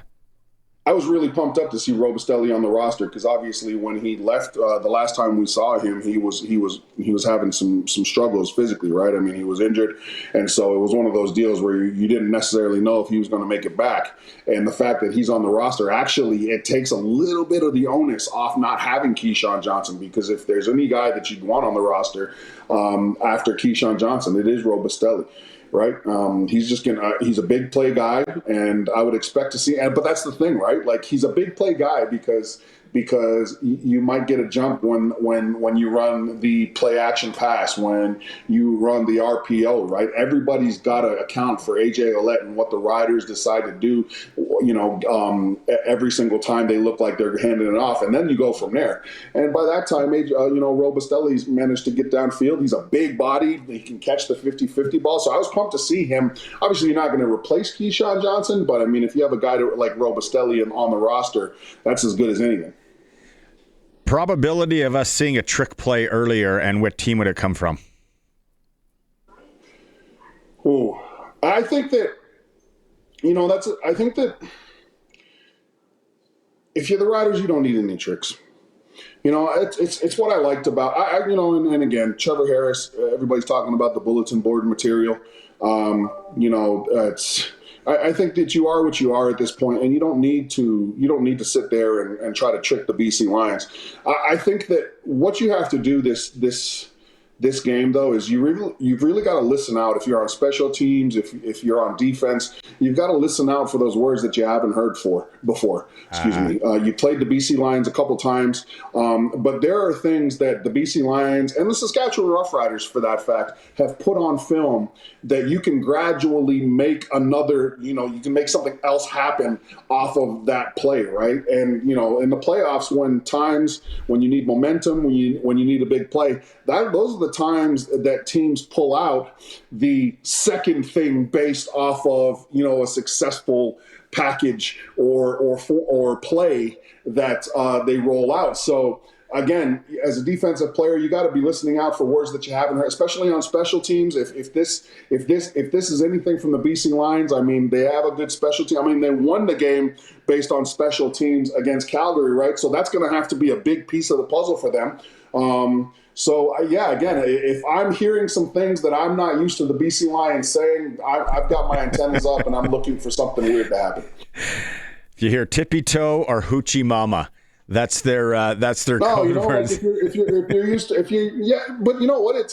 I mean, I don't think they're going to say hoochie mama, right? But I think that that's your Seinfeld fans. Yeah, totally. If you do hear something or you see something weird, but at the same time too, if you're the Riders, the exact looks that you want to run something off of too. One of the things that I've really liked, especially out of our short yardage offense, is the things that we could have ran off of the things that we've shown. We've been a team on short yardage, especially with the way they've been motioning the wings, right? You can run those big guys out into the flat. Like if I'm down 5 and BC's playing their tail off, right? Like, man, maybe the concept in the back of my mind where Ali Saad, every team's used to seeing him block as a motioning wing, all of a sudden he leaks out into the flat. Like those are the moments that you possibly think about rolling those out. So I think that if anybody surprises it or tries anything crazy, I think that it'll be the BC Lions first. But again, if I'm the Riders and I see a look that I've been looking for all year and I can get to that play, I do it. Why not, right? Put it on film. Who cares? Let's go get a win. I asked Schultz this in hour 2. And when you have a game like this where the weather, BC's coming in, and I know some people were messaging us saying it's been cold in BC this week, and I'm like, give your head a shake. It hasn't been cold. Tomorrow's going to be cold. Yeah. If you're playing in a game like this, Luke, they have to wear a sweater in BC. Deep V-neck. Yeah. Okay, so if you're playing in a game like this and it's cold, you're on the field, you're revved up, you're here, you get it, you've been here, all that. Are you looking over there and you going to one of those guys and going, oh, it's getting to that guy. That guy is rattled. The game hasn't even started. Look how cold he is. Yeah. You might see some signs in the warm-up, right? The warm-up is usually where the guys, but you know what? I mean, listen, you have to give tremendous respect to the BC Lions and the journey that they've gone through as well this year, right? And I know that there's not a lot of people giving the BC Lions a chance. And I think that that's the first mistake that you can make, is not giving the BC Lions a chance. But the one thing that I would be preparing for, or at least I would be talking about in my meeting rooms, is the fact that you're playing this game in Saskatchewan. You know what I mean? Like, guys, it's going to be colder, right? We're going to be out in the elements. You need to mentally prepare for that type of thing. I mean, yeah, you don't know it until it hits you, until you get out there in warm-ups. And there's going to be a few guys that, you know, you can see that don't necessarily like the cold. But these guys are professional footballs, and a lot of the professional football players, and a lot of these guys have played in cold weather games before, right? You're a pro. Like, man, literally on the other side of this game is the championship game. There is only 9 teams in this league, and it's damn near impossible to get yourself a Grey Cup ring. We've seen some of the greatest players in this league play for over 15 years, and some of them don't have a Grey Cup ring. And there's only 9 teams in the league. You know how hard it is to win a Grey Cup championship? Man, you do everything that you possibly can, and you block anything out that you need to win this game, because this game gets you to that land that not a lot of players get to at the end of their careers. Anybody with this color tarp on right now, or this emblem, knows how hard it is to win. Any fan in this province, right? We got 4 championships. We only have 4 of them up in that place. Andrew Mike Harris. McCullough and Neil Hughes have half of them. J.O.'s got half of them. Richie Hall has 75% of the Grey Cup championships in this organization, right? Like, I got 1, but man, like, it ain't. There's not a lot of rings. You look at some of the other franchises in this. There's a lot of rings in Edmonton. There's a lot of rings in Hamilton, right? A lot of rings in Toronto. But guess what? None of that matters. Right? None of that matters. Tomorrow is all that matters, and I think that the Riders have a really good chance to win it. I think the BC Lions are going to have a Herculean effort from their coaching staff and their players to get out of Mosaic Stadium with a W. It's going to be tough for them, but I don't put it past them. I think that they are able to win this game if they get the right opportunities. You can't sleep on the Lions. You know, I like how you always dress. I'm always commenting on your gear, right? So what do you got tomorrow? What are you dressing up in tomorrow? Oh, you know what? I haven't really made that decision yet. Obviously, my Colin O'Brien's coat that I've had for a while is going to have to be broken out. That thing's a Lamborghini, though, man. It looks sweet, you know. So, I got a few button-ups that I'm looking at. I might go with a long sleeve and one of my sport coats, but you know what, man? I'm just pumped.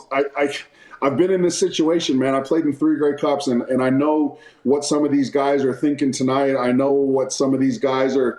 It's such an exciting, exhilarating feeling, man. It's the energy that you have, as a player and as a coach right now, just to get to the game. I'm so thrilled for these guys. They've worked so hard to get here, and hopefully all goes well for them tomorrow. You're wearing a toque on that head, but what did you call it?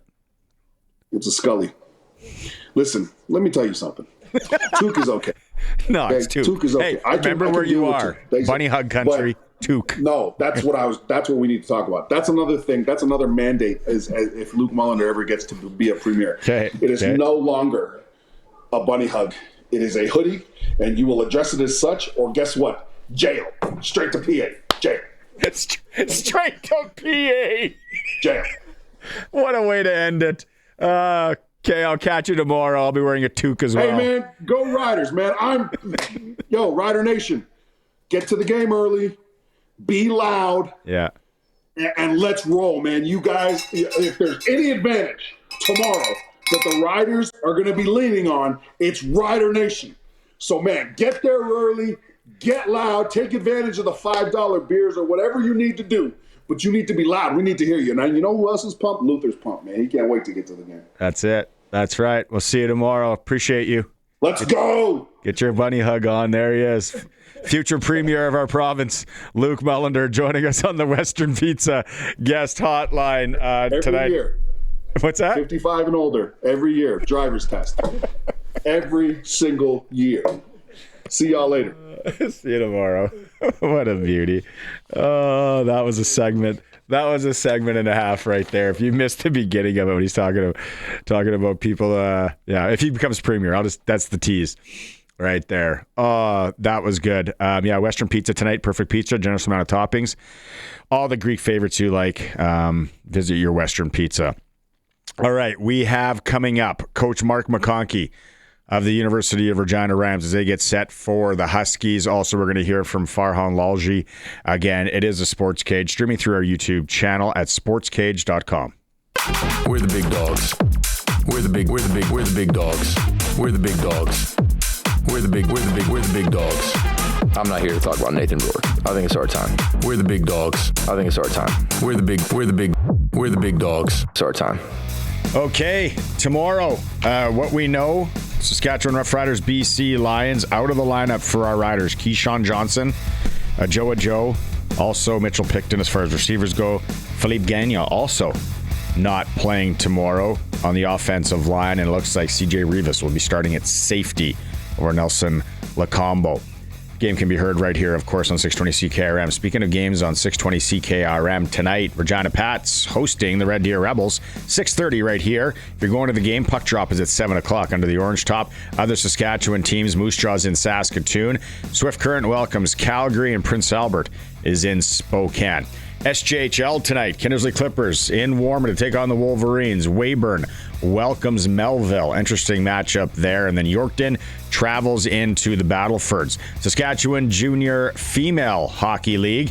The Taylor Toyota Lynx are up against the Regina Wild. 8:15 puck drop in that one. Prairie Junior Hockey League, Pilot Butte is at Carrot River, 7:30, and Fort Knox travels into Moosomin to take on the Steelhawks at 8 p.m. Canadian Mixed Curling Championship going on in Assiniboia.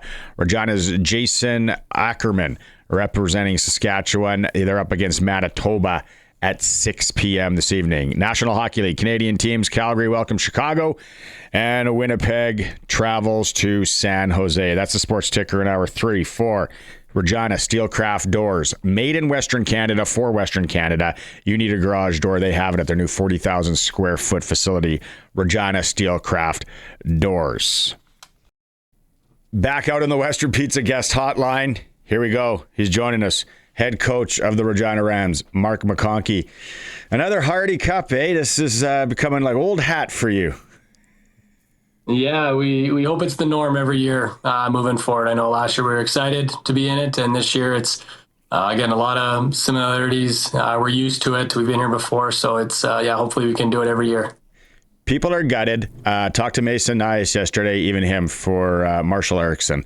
What's the message to the team when you see a guy like that, just heart and soul, had a great year, go down? Yeah, he's the heartbeat of the offense, leader on the team. But again, you feel for him, right? Tough injury like that requires surgery. But again, all year we've done a great job of next man up. And I know obviously Marshall's got big shoes to fill. But if you look at last year, the Hardy Cup, Marshall played in it, but Katende carried the load. And so again, we know Christian can do it. We got the guys around him. We got the big guys up front. So we'll be just fine. And we definitely want to win this one extra more now for Marshall. Is it one of those things, Coach, when it comes to football, and you never want an injury like that, but now the team, your opponent's got to pivot a bit. And okay, so what are the tendencies now of Katende? Although he did have a great year last year, like you said, a lot of teams saw him last year, but it's maybe a little bit wrinkle for them to kind of, okay, now we got to kind of revamp things a little bit. Yeah, definitely. Again, he is a different style of running back. Yeah. So we got different run plays that we like with Katende more than we did with Marsh. So again, they're going to have to pivot a little bit, but again, they know what kind of back he is, so it's no real surprise here. The Huskies, they've kind of gone through a little bit of the injury thing on their own, and they got a different quarterback in. How are you preparing for their offense? Yeah, I mean, they got Daniel Weeb. They got one of the best receivers, the conference MVP. They got a great running back in Riker Frank, good old line. So Jake's good. He's their quarterback. He's a good player. He's not Anton, obviously. Doesn't have that gunslinger arm, but he can move and he can use his feet. So he does actually bring more to the table than Anton when it comes to the run game. So we got to be ready to make sure we got our linebackers in check to make sure when he does take off that we do corral him and contain him and don't let him run for 50 yards. Yeah, no, for sure. And especially on the prairies on a Saturday in November where, looking at the forecast, it doesn't look that bad. It ain't going to be warm, that's for sure. But probably not so much the elements. Two Saskatchewan teams going at it here. They know what it's going to be like out. Yeah, it's like we're not playing a team from BC or out east or anything like that. So we went there today. The field was covered in snow, so I think they're getting it cleaned off. But yeah, it's going to be like -5, -6. So nothing like cold, but nothing that a lot of our players haven't played in before. So I don't think that'll be a factor. What's the message? What are you coaches talking about? What's the message to the coaches going into this one? Yeah, again, we're just excited. I mean, I was talking to the players. We had a lunch today after the press conference, and they're like, how great would it be to beat U of S 2 years in a row in the Hardy Cup and at their own stadium, like back to back. And I know that's something that they definitely don't want to avoid. And again, it seems like, I don't know, all the pressure's on them again, just like it was last year as it is this year. So yeah, we're just excited to go compete, and we feel confident that we got a good game plan going in, and we trust our players, and hopefully we can just go execute. That's awesome. Yeah, I'm really looking forward to watching it. I think it's going to be one of the best watches of the weekend for sure. Get some good sleep tonight, Coach, up there, and best of luck tomorrow. Appreciate you hopping on again. Sounds good. Thanks for having me, as always. Right on. Rams head coach Mark McConkey goes down tomorrow. We'll have it right here on 620 CKRM if you're not making the trip up. Intriguing matchup for sure. It is a SportsCage. We're the home of local sports in Saskatchewan, streaming through our YouTube channel at sportscage.com.